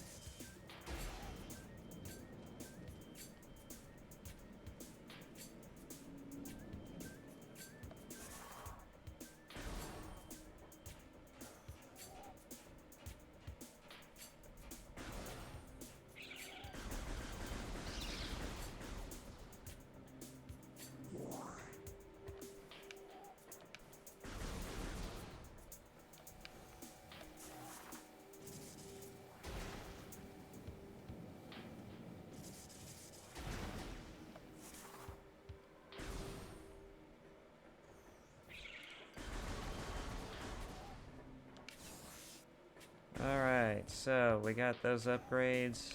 Now where do we need to go?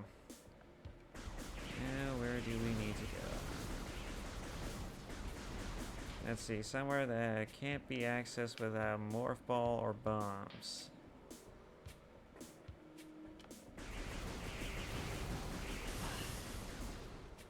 Let's see. If I remember correctly. No, that's the menu. If I remember correctly. Okay, there's this way. There was a way. There was a space over in here, apparently.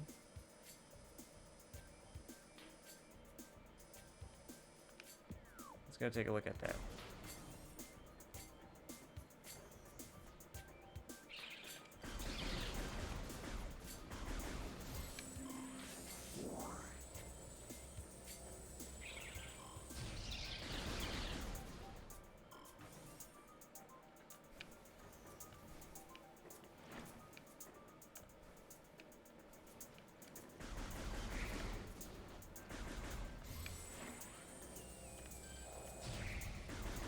Oh, that doesn't destroy him. Damn. I was kind of hoping it would.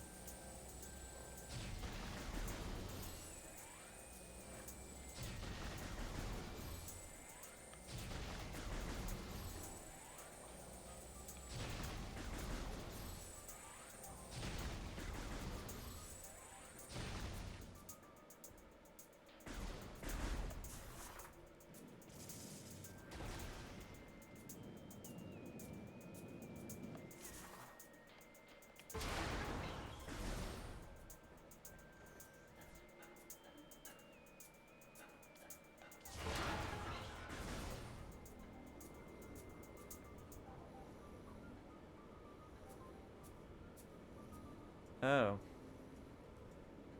That's unfortunate. Can't go anywhere in this room. The only way up and around and exploring in this room is that. Floor ventilation fan still functional despite multiple failed electrical connections. Moderate mechanical indicates the machine is still active. We're gonna have to come back here to solve this little environmental puzzle later. Because we do not have Gravity Ball yet.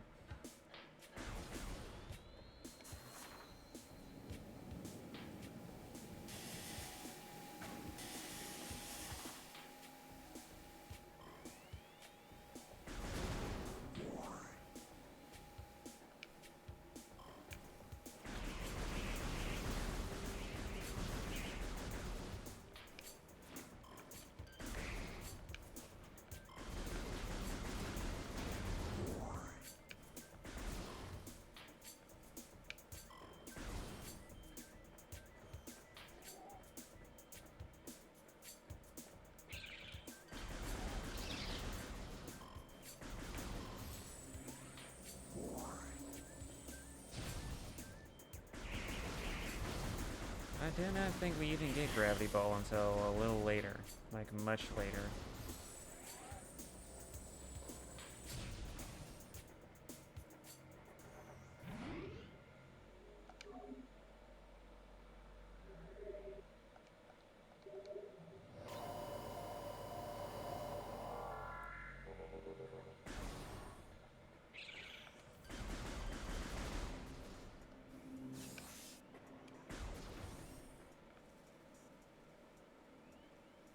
Nothing down here.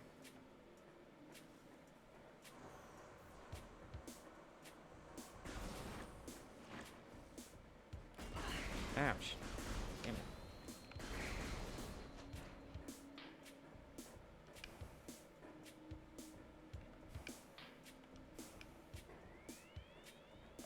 Oh boy. Oh boy.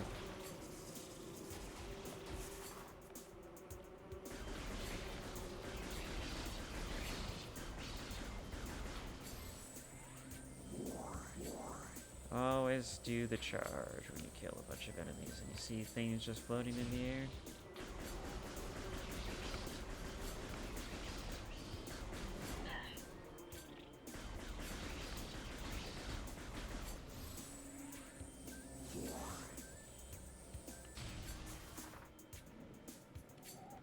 Oh boy, these things are poisonous.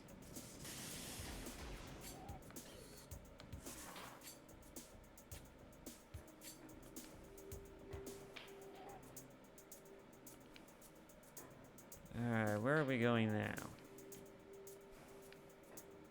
Oh, another one of these doors. Great.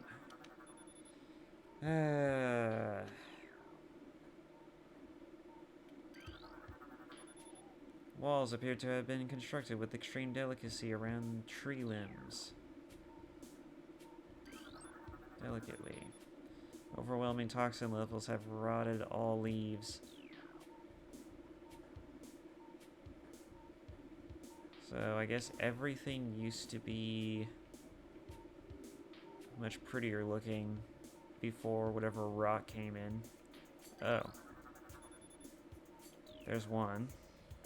Gotta find the other ones now.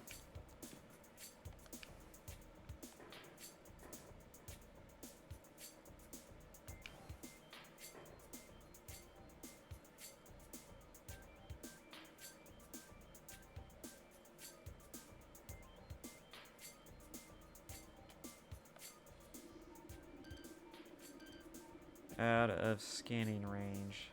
Damn it.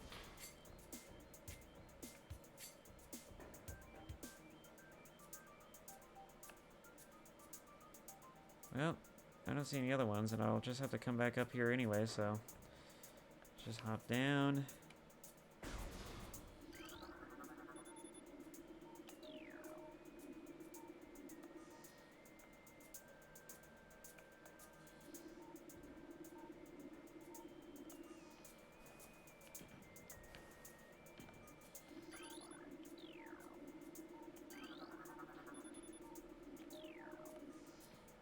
Alright, that was, let's see, 1, 2, 3.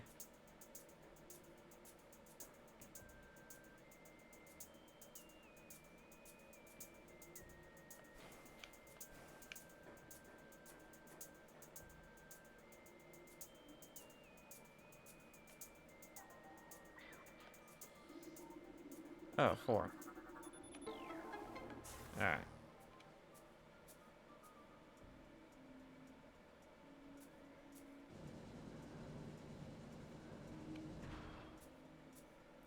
Making progress. Making progress. We're making a lot of progress. Open up. Morphle. Let's go.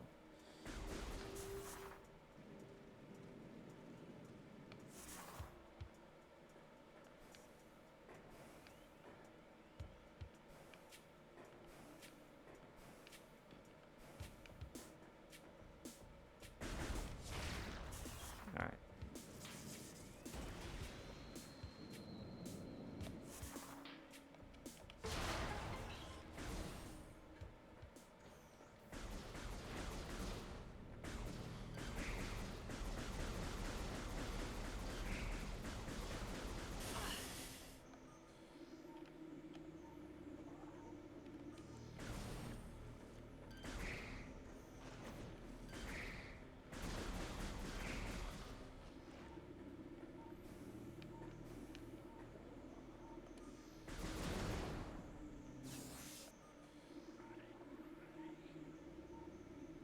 No lore? Alright.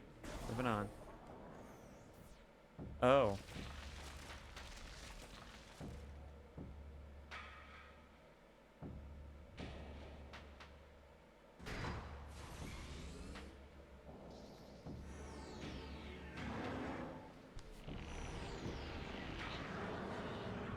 Oh. Okay. We made it to this boss.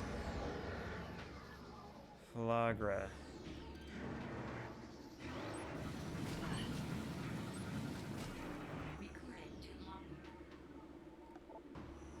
Flagra. This mutant plant is the source of toxic water in the ruins. Flagra's growth cycle has been radically accelerated. As a result, it requires near constant exposure to solar energy to remain active. This exposure has made Flagra's outer shell thick and durable. Its lower root system is unprotected and vulnerable, however. Exploit this flaw when possible. Concentrated weapon fire can daze it for short periods. Alright, so we just need to shoot the crap out of it.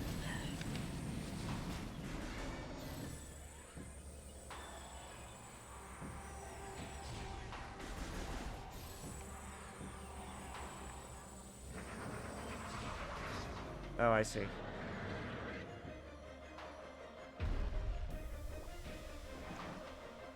There we go.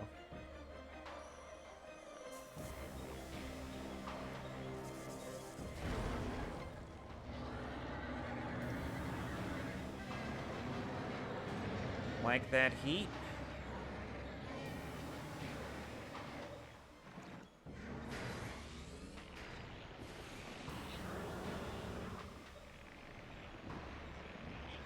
Now there's 2 of them.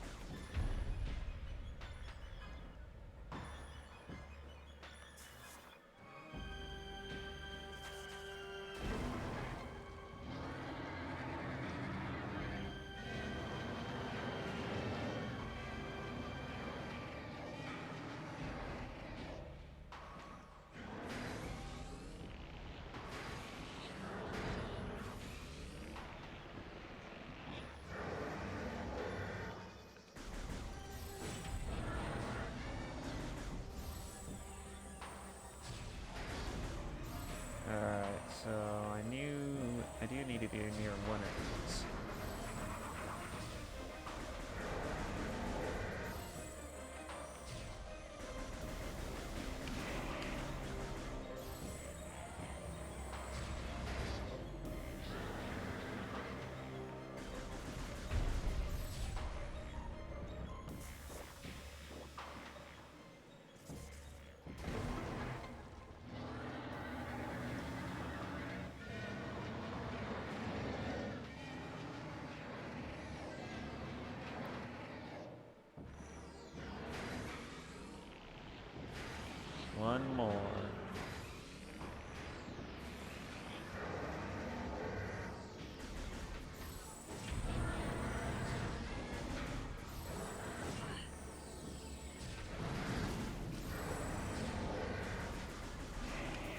cut off my path, bastard.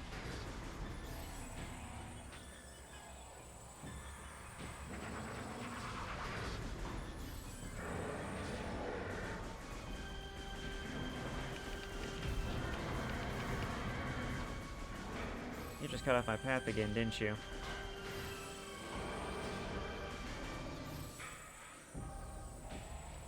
No, he didn't.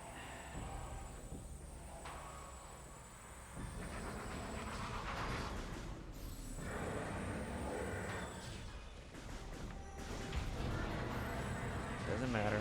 You're done.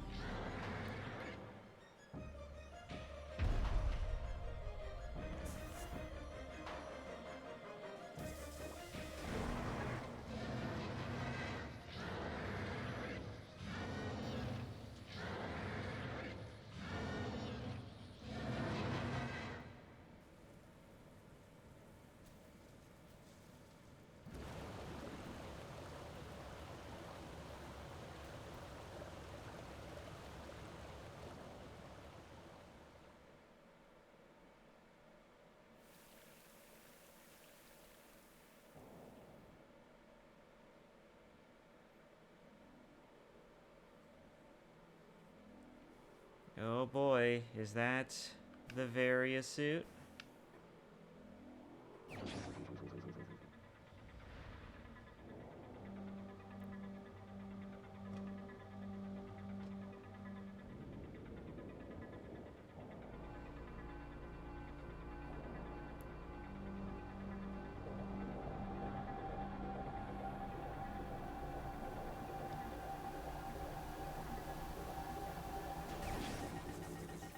Oh yeah, it is.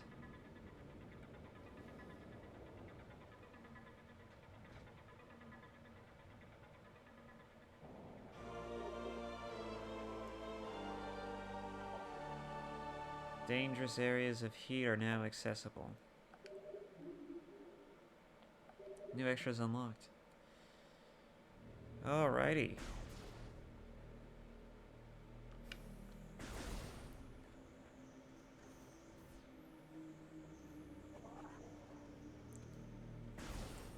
So, we solved the poison problem on the planet.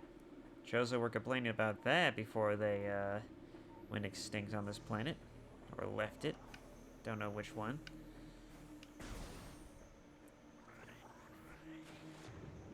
Whoa.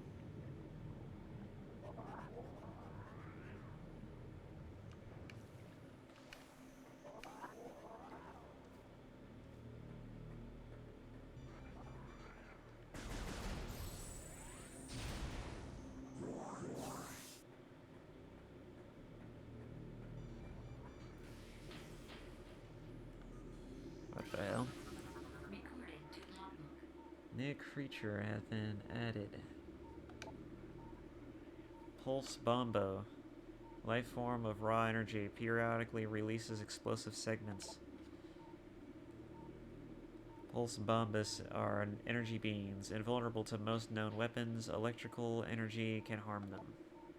However, they lack any intelligence beyond an instinctive attraction to other charged energy sources. Pulse bombas produce energy constantly. All excess energy is shed regardless of who or what may be nearby.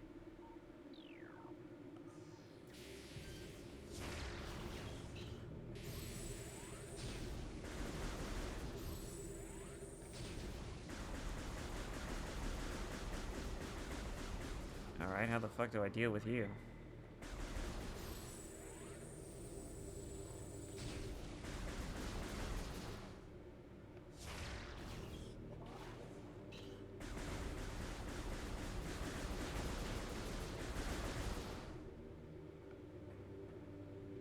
Huh.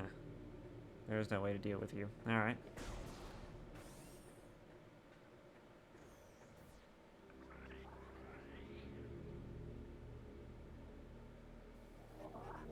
Alright.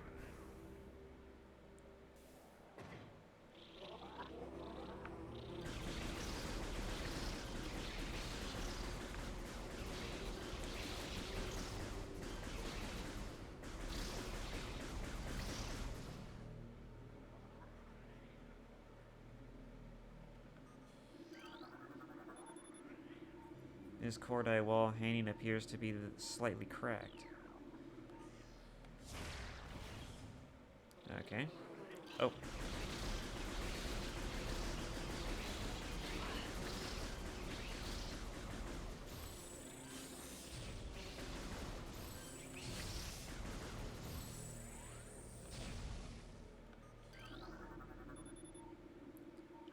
Slightly cracked.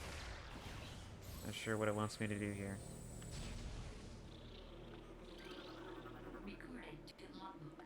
Alright, more lore. The cries of this dying land echo in our ears as we Chozo watch the great poison seep ever further into the living pulse of the planet. The dark energy seeks into the trees and waters, devouring all life. Peaceful beasts die by the thousands. Some creatures survive, but their forms grow as twisted and evil as the force that fell from the sky. Many of these mutated monstrosities remain small enough to do little harm, but others grow enormous and threaten our very existence. One such beast defiles our sacred fountain, disgorging poison from its foul form, replacing pure flowing water with cascades of creeping death. Even in the face of such horror, we Chozo do not turn in fear. We are all that stands in the way of this great poison, and it is our duty to contain it. So if that wasn't the poison, which I'm assuming it must have been, but if that isn't the poison, then what is the poison? I'm assuming it might be the Phazon.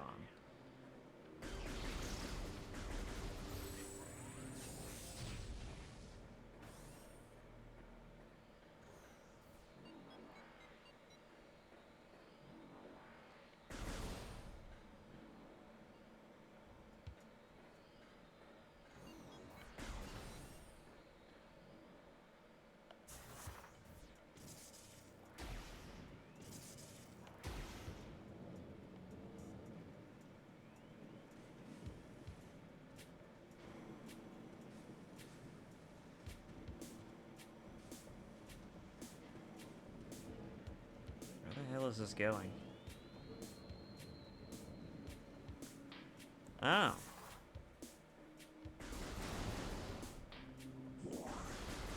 I remember this room. Alright. So we know where this is. Cool.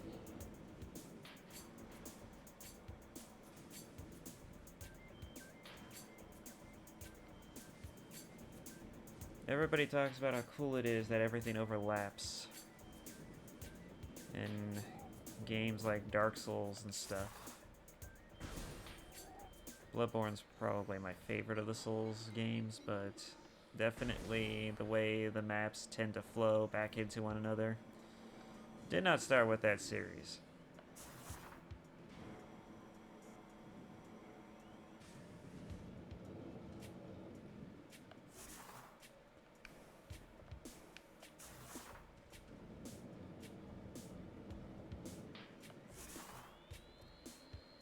Yeah, Metroidvanias are pretty influential in games.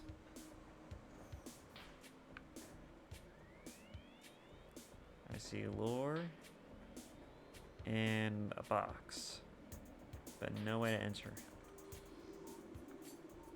Oh, I see. Appears to be the first 3 locking mechanisms that seal the gate. The locking is active, but its key slot is sealed by a weak metal grating.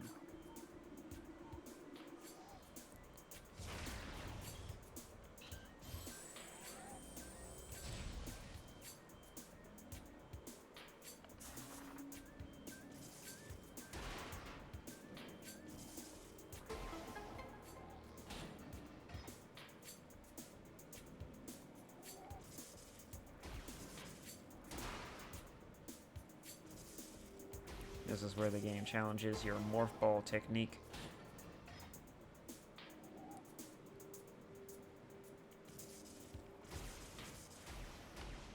Ah, shit. I almost got it.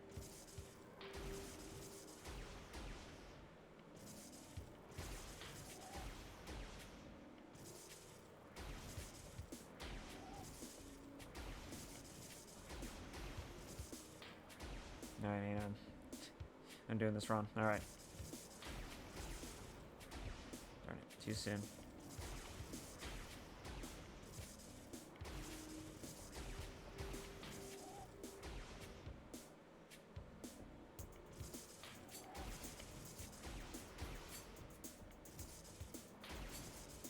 Darn it.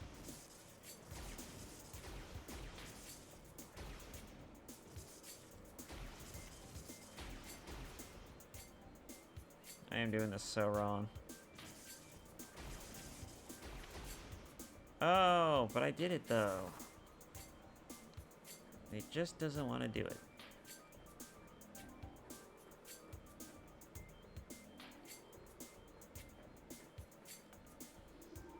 Disappointed. Alright. Well, I won't be able to get up there. Let's read some lore. The future is a vague thing, ever-changing and always in doubt. Even if we Chozo could gain the ability to foresee the future, it would be a hollow gift, for we could never hope to control what has yet to occur. The fountain is an example of this. The day may come when its water dries up, and there is nothing we could do to stop such a tragedy. But we do know this. Unlike the uncertain flow of water, the power of our will is strong and enduring. The will of the Chozo will never run dry.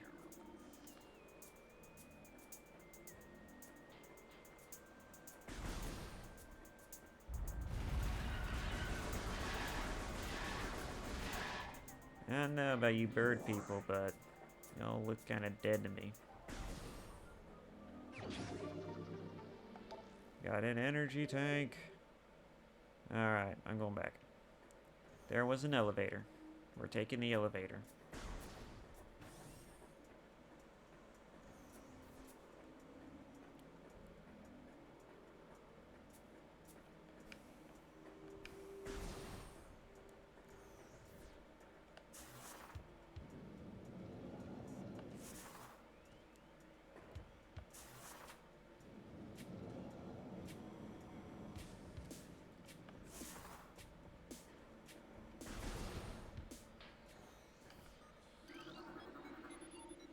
Alright, Magmore Caverns North granted. Please step into the hologram. Magmore Caverns? Well, it's a good thing I got the Varia suit.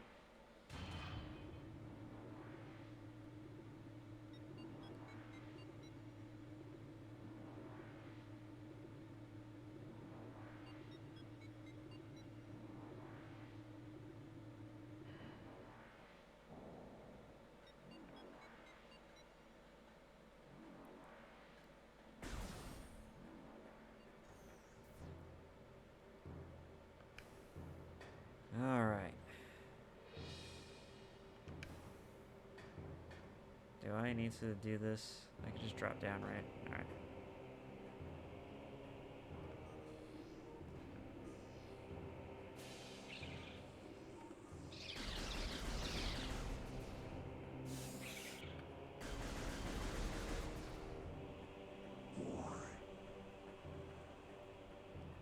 Steam. Save point.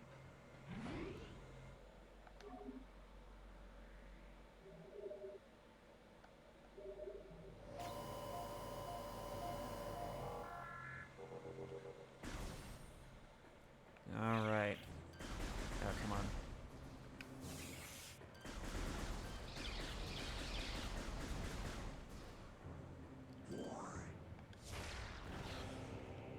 Alright, that worked.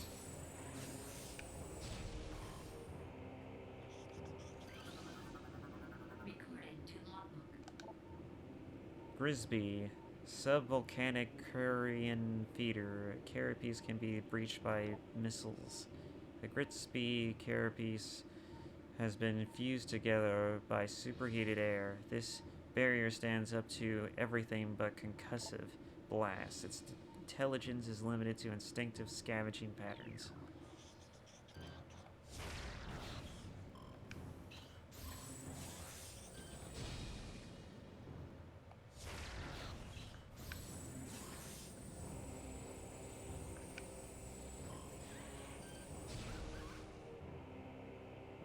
that.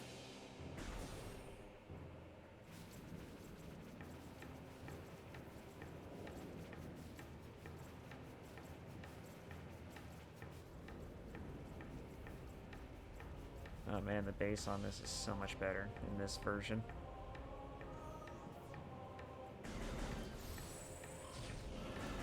You can really hear the drums on this. They don't even sound like drums.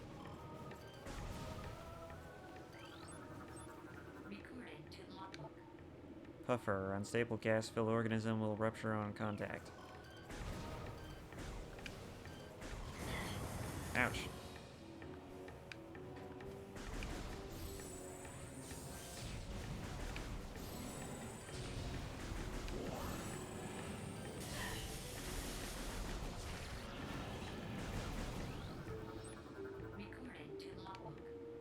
Magmor, fire-breathing serpent that dwells in lava. Magmors prefer extreme heat zones and are susceptible to frigid attack forms. Sightless, they navigate the lava currents using their sonar receptors. The Magmors have a keen sense of smell, enabling them to pinpoint targets with startling accuracy. But they certainly can't aim for shit.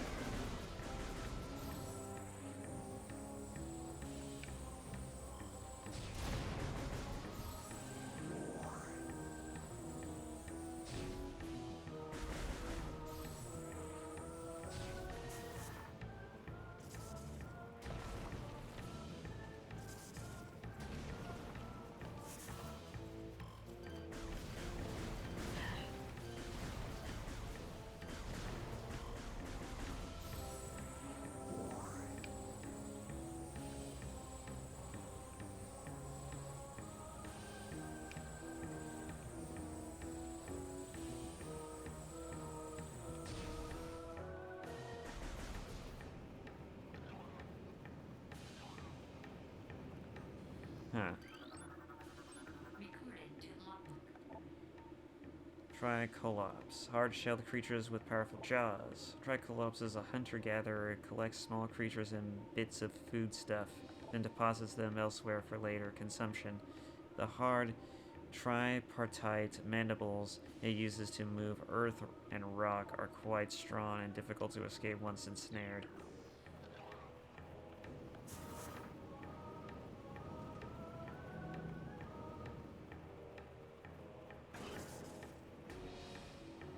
Yep, seeing that.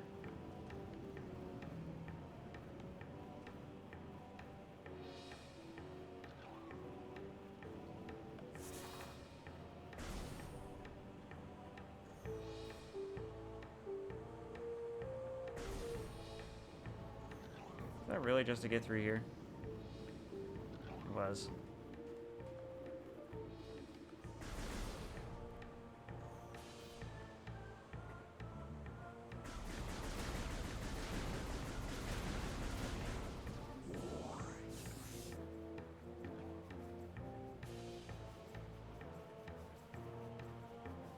Got an even bigger puzzle waiting for me. Great.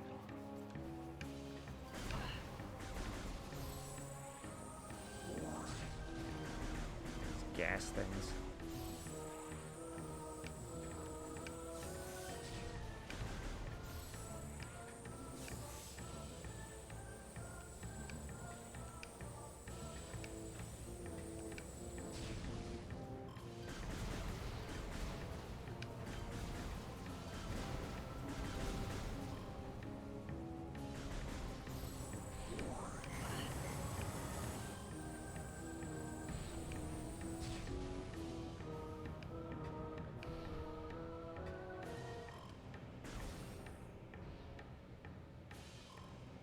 I don't just want to keep going. I want to go back to check and see what kind of stuff I'm going to miss if I don't. Check.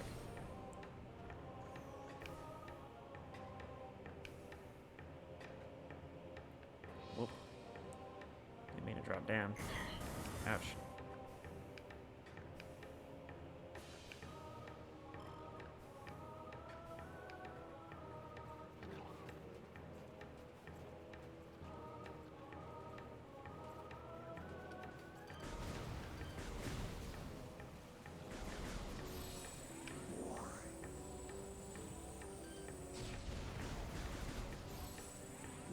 see.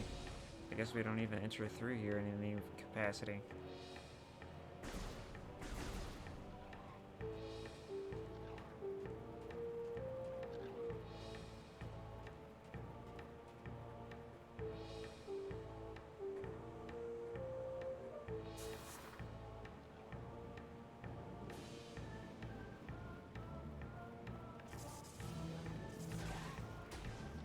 Oh, that actually works. Neat. Alright.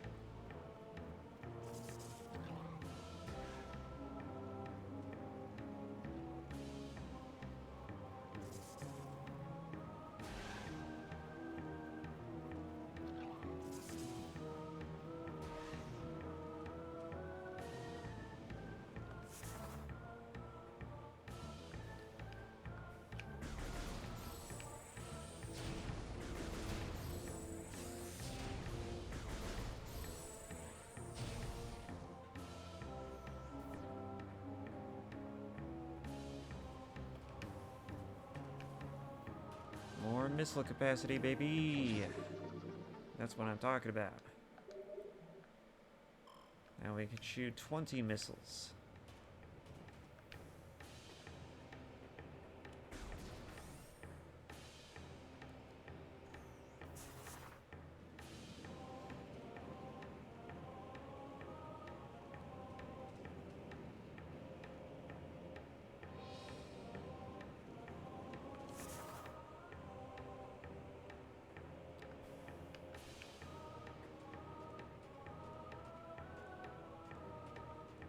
Alright, well, time to get up.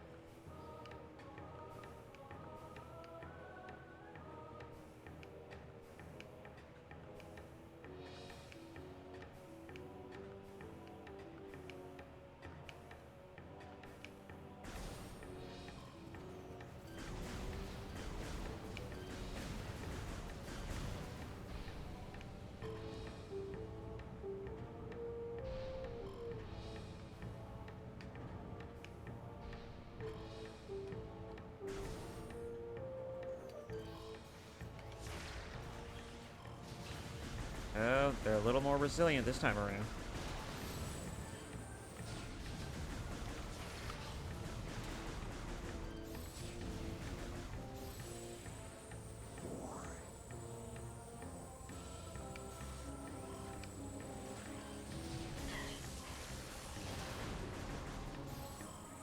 It'll take one charge shot and a missile to take him down.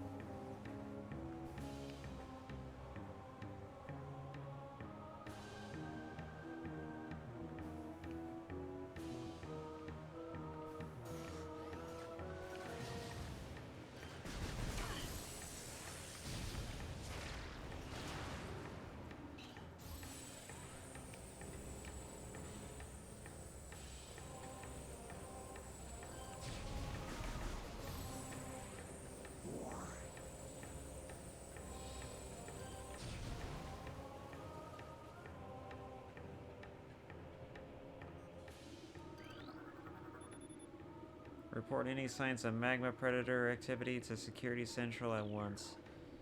Space pirates? Space pirates. Local crystal formations possess low phazon residue. They do have high value to the monks of Grundheim. However, recommend processing of crystals for that market once phazon operations cease. Geothermal power routing to this station is complete. Unstable magma flow is concerned. Remove tower from geothermal grid if fluctuations exceed safety levels. Immersion pistons are leaching power from the magma pools as planned. Geothermal power source is promising. Recommend Energy Command deactivate central dynamo and switch to geothermal power at once. Hmm.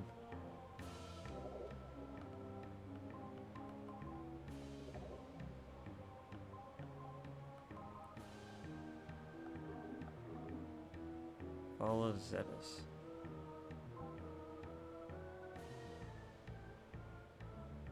Oh, this thing.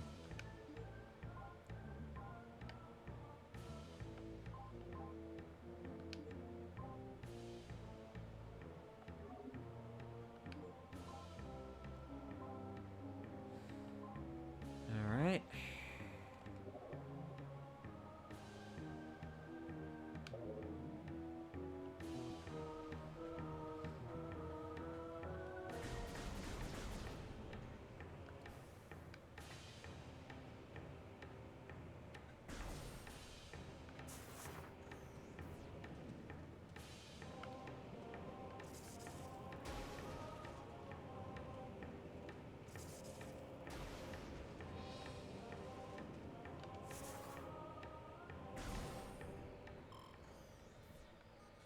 The hell is this?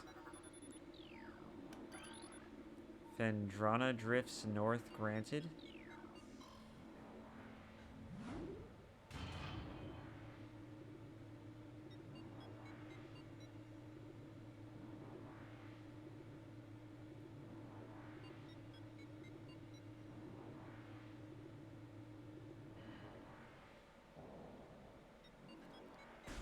Oh. Snow level. Alright, let's not go here yet.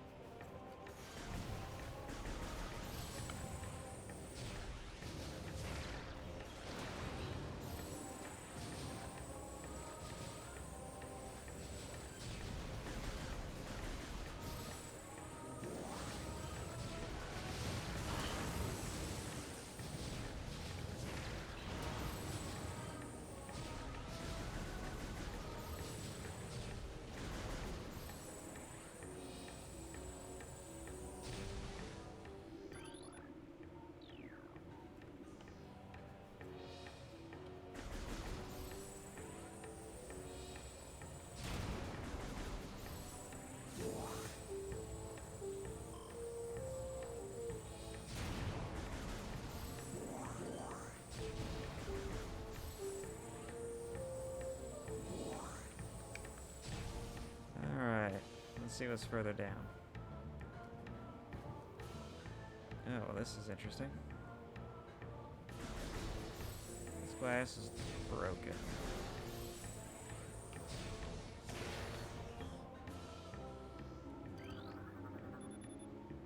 Scan shows stress fractures in bendezium frame.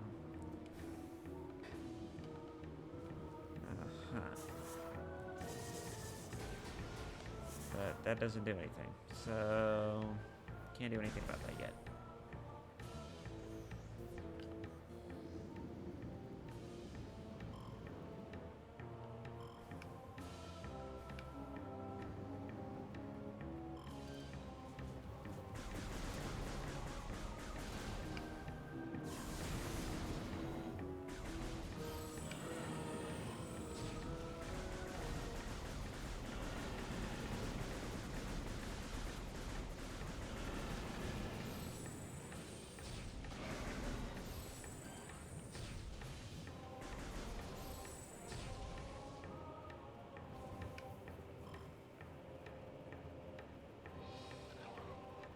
Well, it's not bothering me.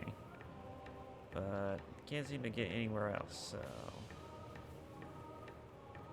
There we go.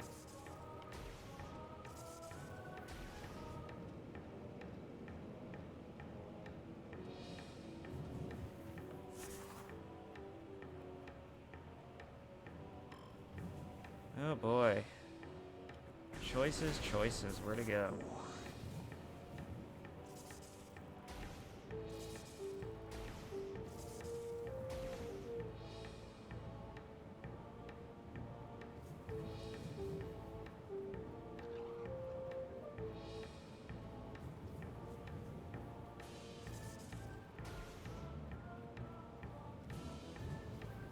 Ay, ay, ay.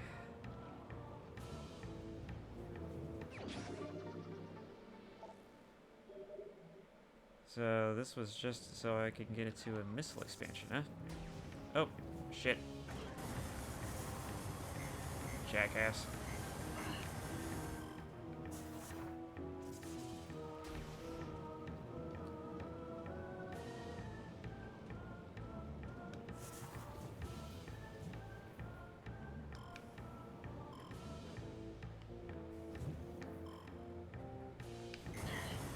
Ouch.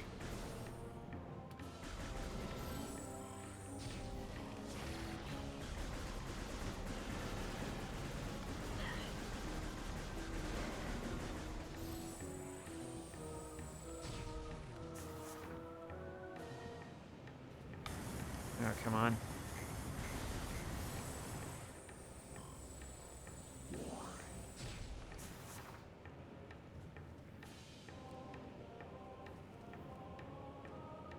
Alright, not likely to fall if this is English guardrail. And magma. Another elevator. Boy, oh boy.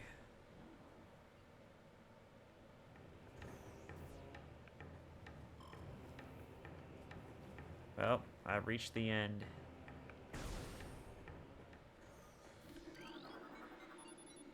Tallon Overworld West. Huh. So this leads to the western part of the overworld.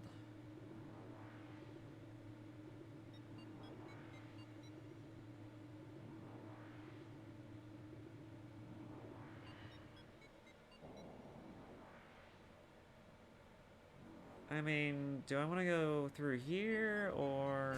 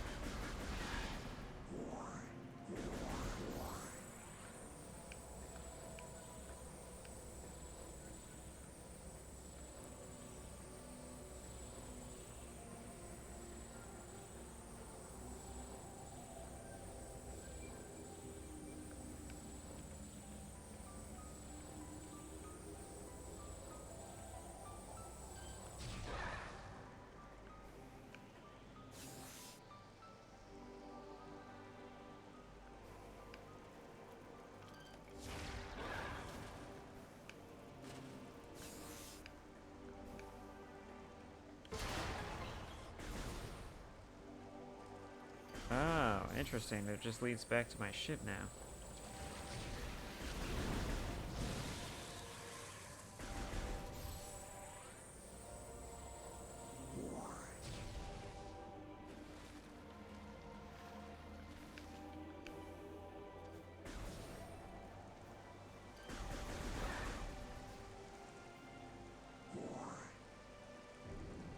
Alright. This is pretty neat. But I think I'll go back to that snow area.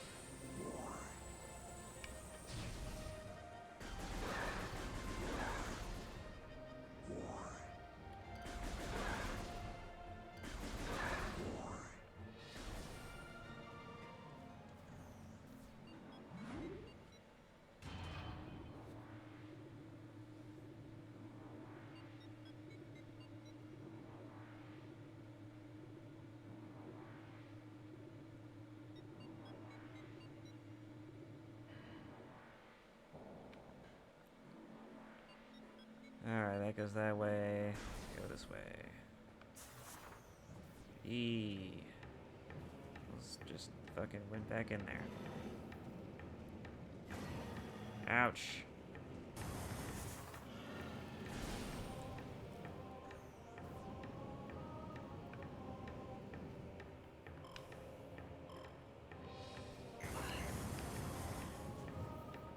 Guy. Alright.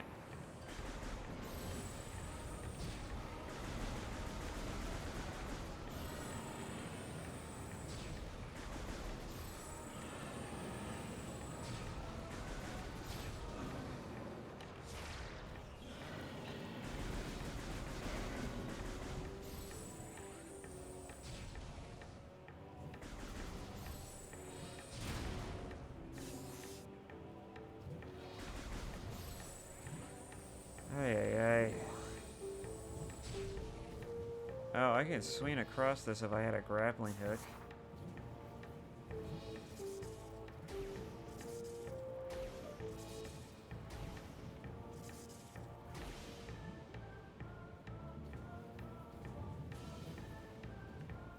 Whee! Damn it.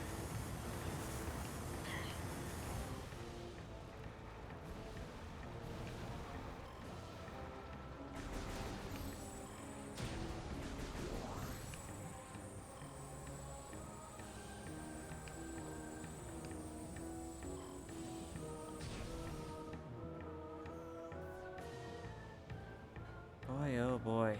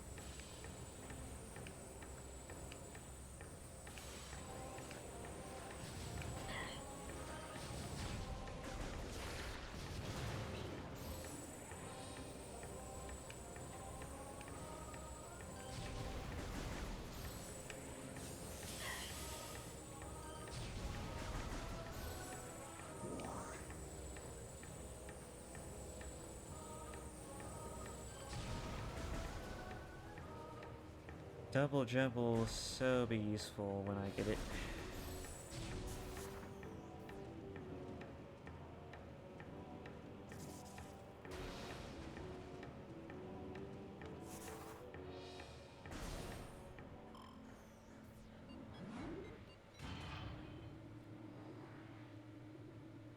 Back to the snow area.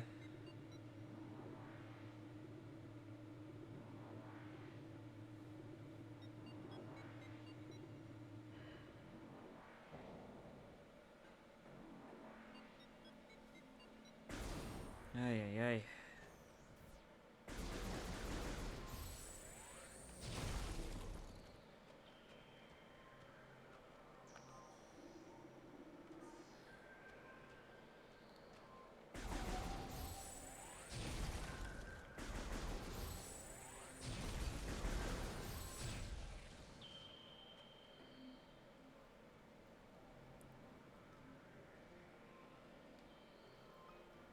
Vendrana Drifts.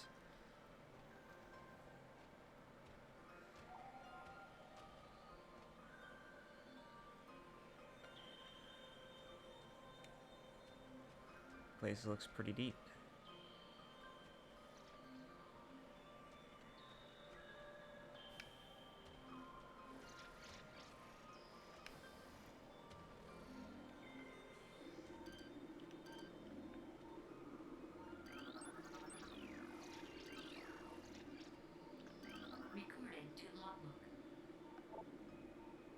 Flickerbat, scavenger with optical camouflage that renders it from deceptive creatures. The only way to track them reliably is with X-ray imaging. They fly ceaselessly, hunting insects and other small prey that float on the air currents.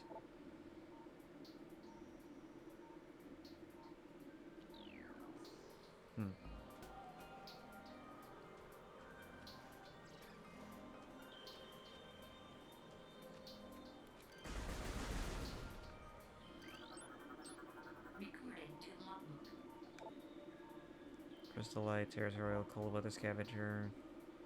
Reflects beam weapons and can only be cracked by concussive blast. Yeah.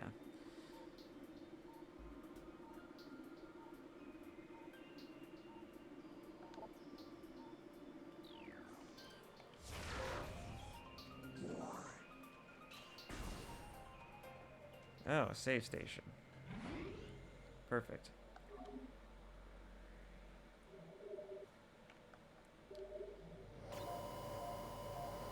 Alright.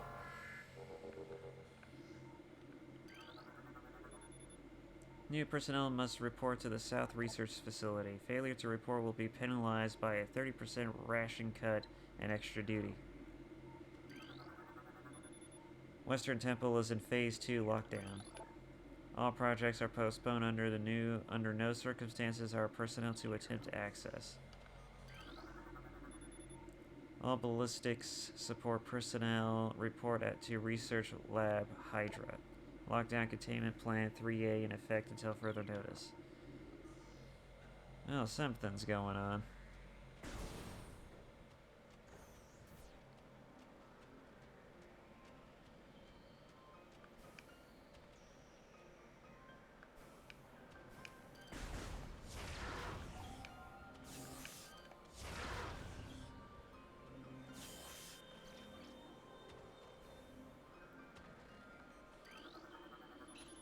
Blast shield over the door is secure. Shield controls are elsewhere in the Fendrana shoreline. Fendrana shoreline.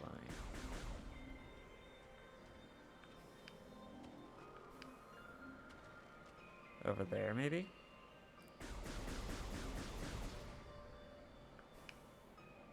How do I get over there?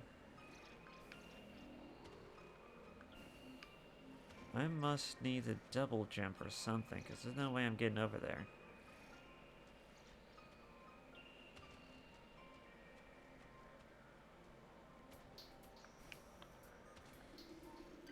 What's this? Green has become brittle from temperature fluctuations. Large traces of radion detected. Oh.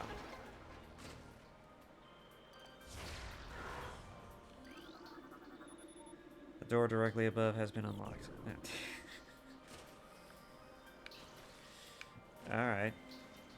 So that's what you meant when you said it's a shoreline? I think you mean beneath.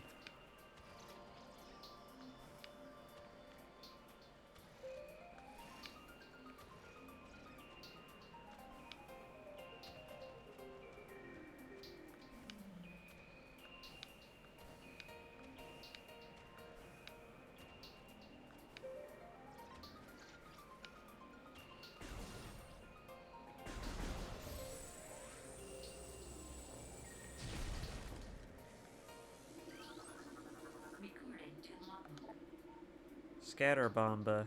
Pulsing tendrils of energy extend from creature's body. Like all bombas, these creatures can only be harmed by electrical energy. Proximity to these life forms may result in electrical visor interference. It is possible to avoid engaging Scatter Bombas by rolling into Morph Ball and slipping between the rotating energy beams.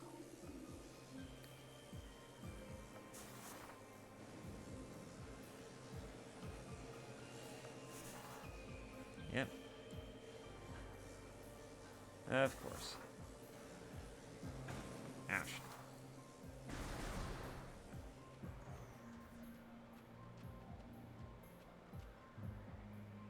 Oh, I remember these things. Oh, I remember these things.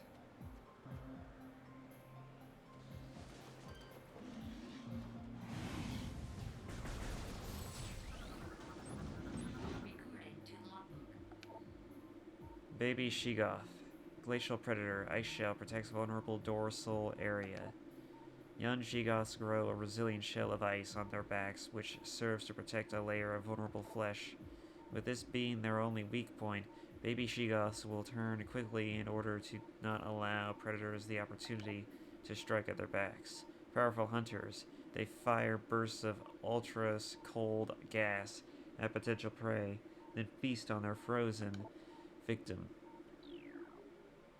You scan 25% of the logbook. New extras are unlocked. Oh, there's actually rewards for that.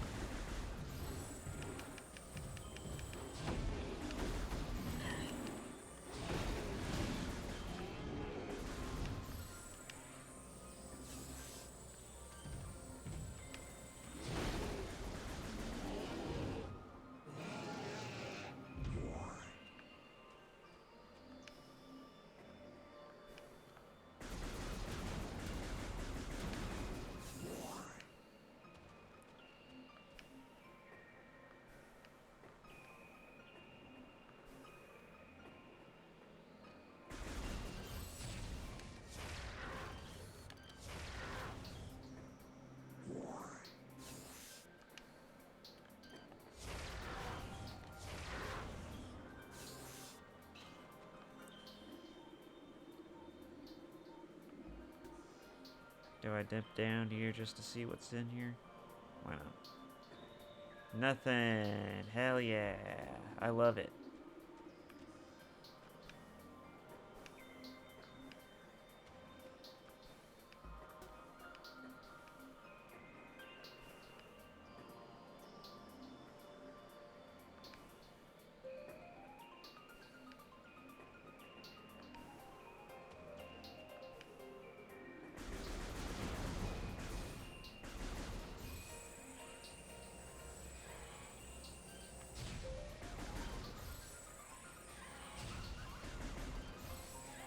Peekaboo monsters.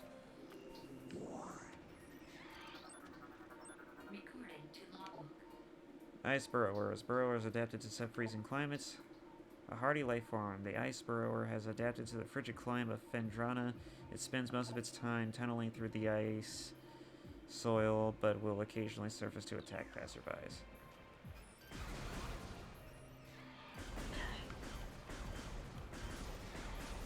Yep, like the most annoying things you could possibly deal with.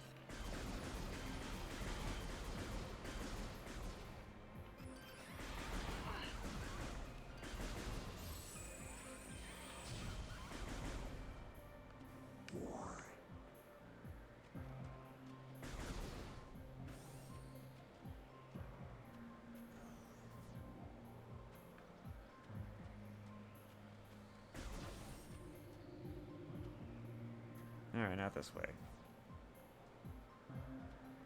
Alright. Let's continue this way.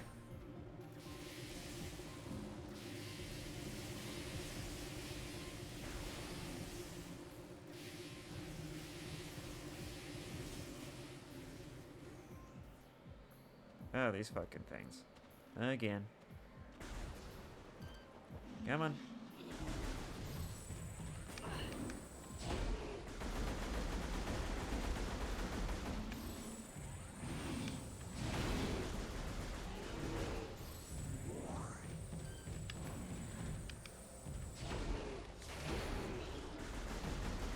Boy, do you move quick.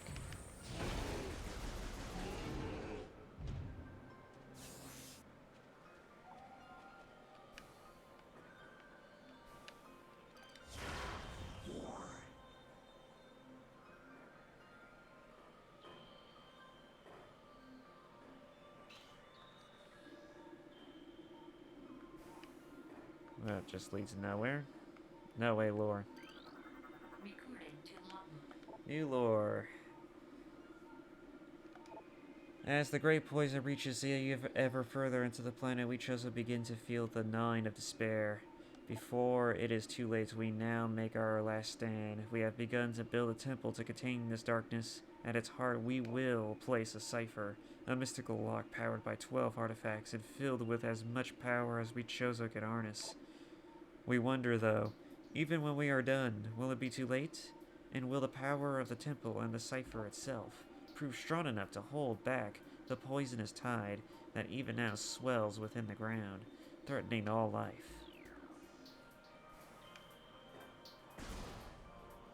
Not sure about all that, but I can definitely tell you one thing, and that's the fucking fact that there is no way in hell you guys survived. None of you did.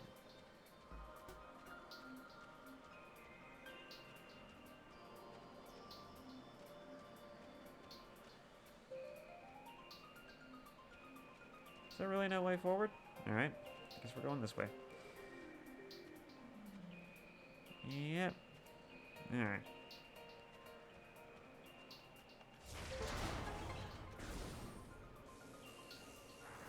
More of these things. Ouch.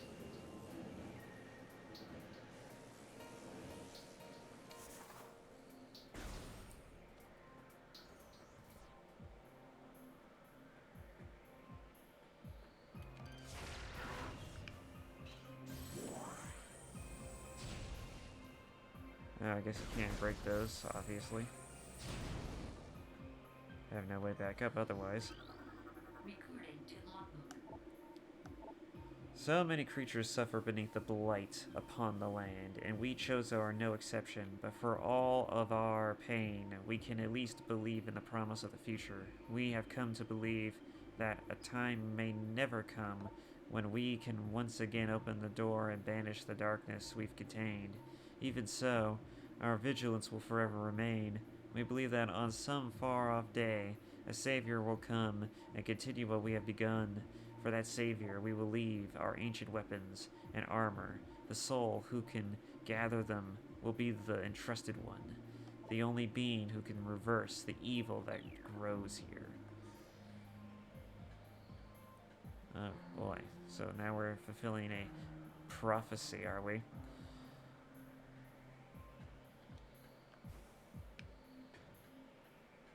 We have become chosen ones.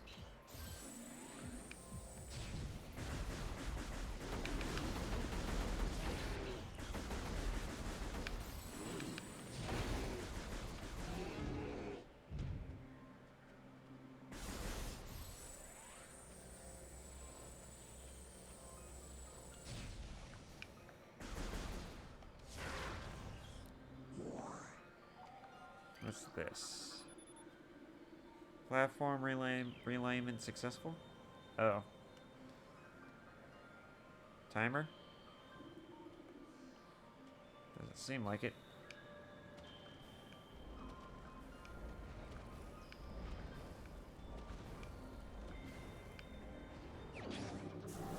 Oh boy, a new upgrade.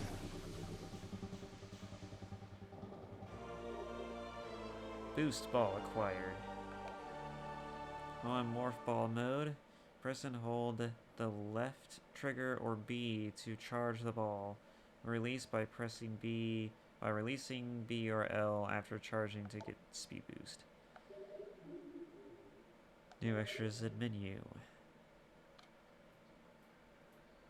Yes. Now with this, I can speed boost across areas, and I can also use certain terrain like ramparts.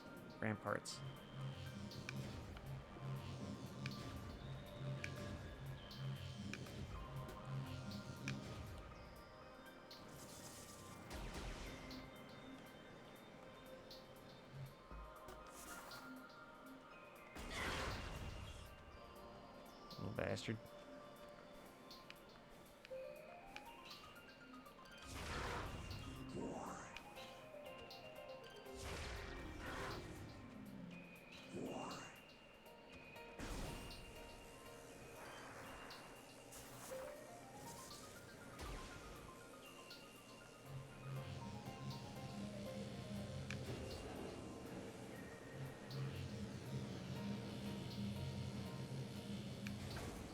Ouch.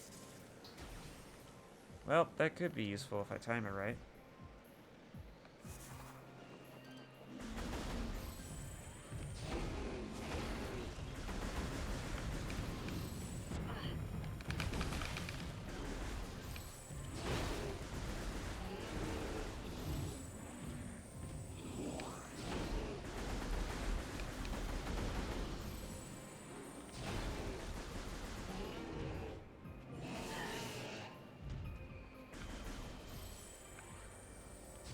Oh, that door requires, that, what was that?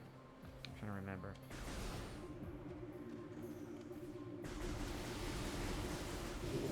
I know what kind of, oh shit, I forgot it does that.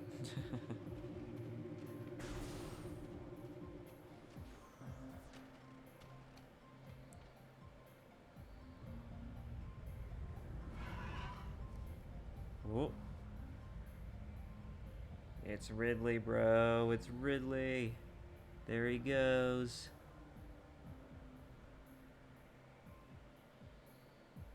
He's taunting me. He's taunting me. Like the bastard he is, he's taunting me.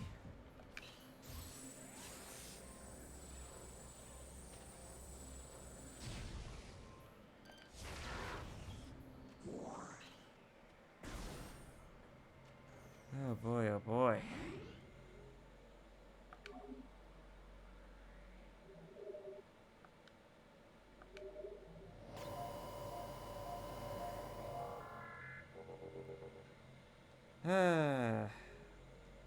Well, it's about 3 hours. I don't want to cut it there, but I feel like we got through a lot. A lot in this episode. I feel like we got through so much, actually. Um, but yeah, we'll cut it here. Thank you all so much for watching, and I hope to see you guys in the next video. Bye.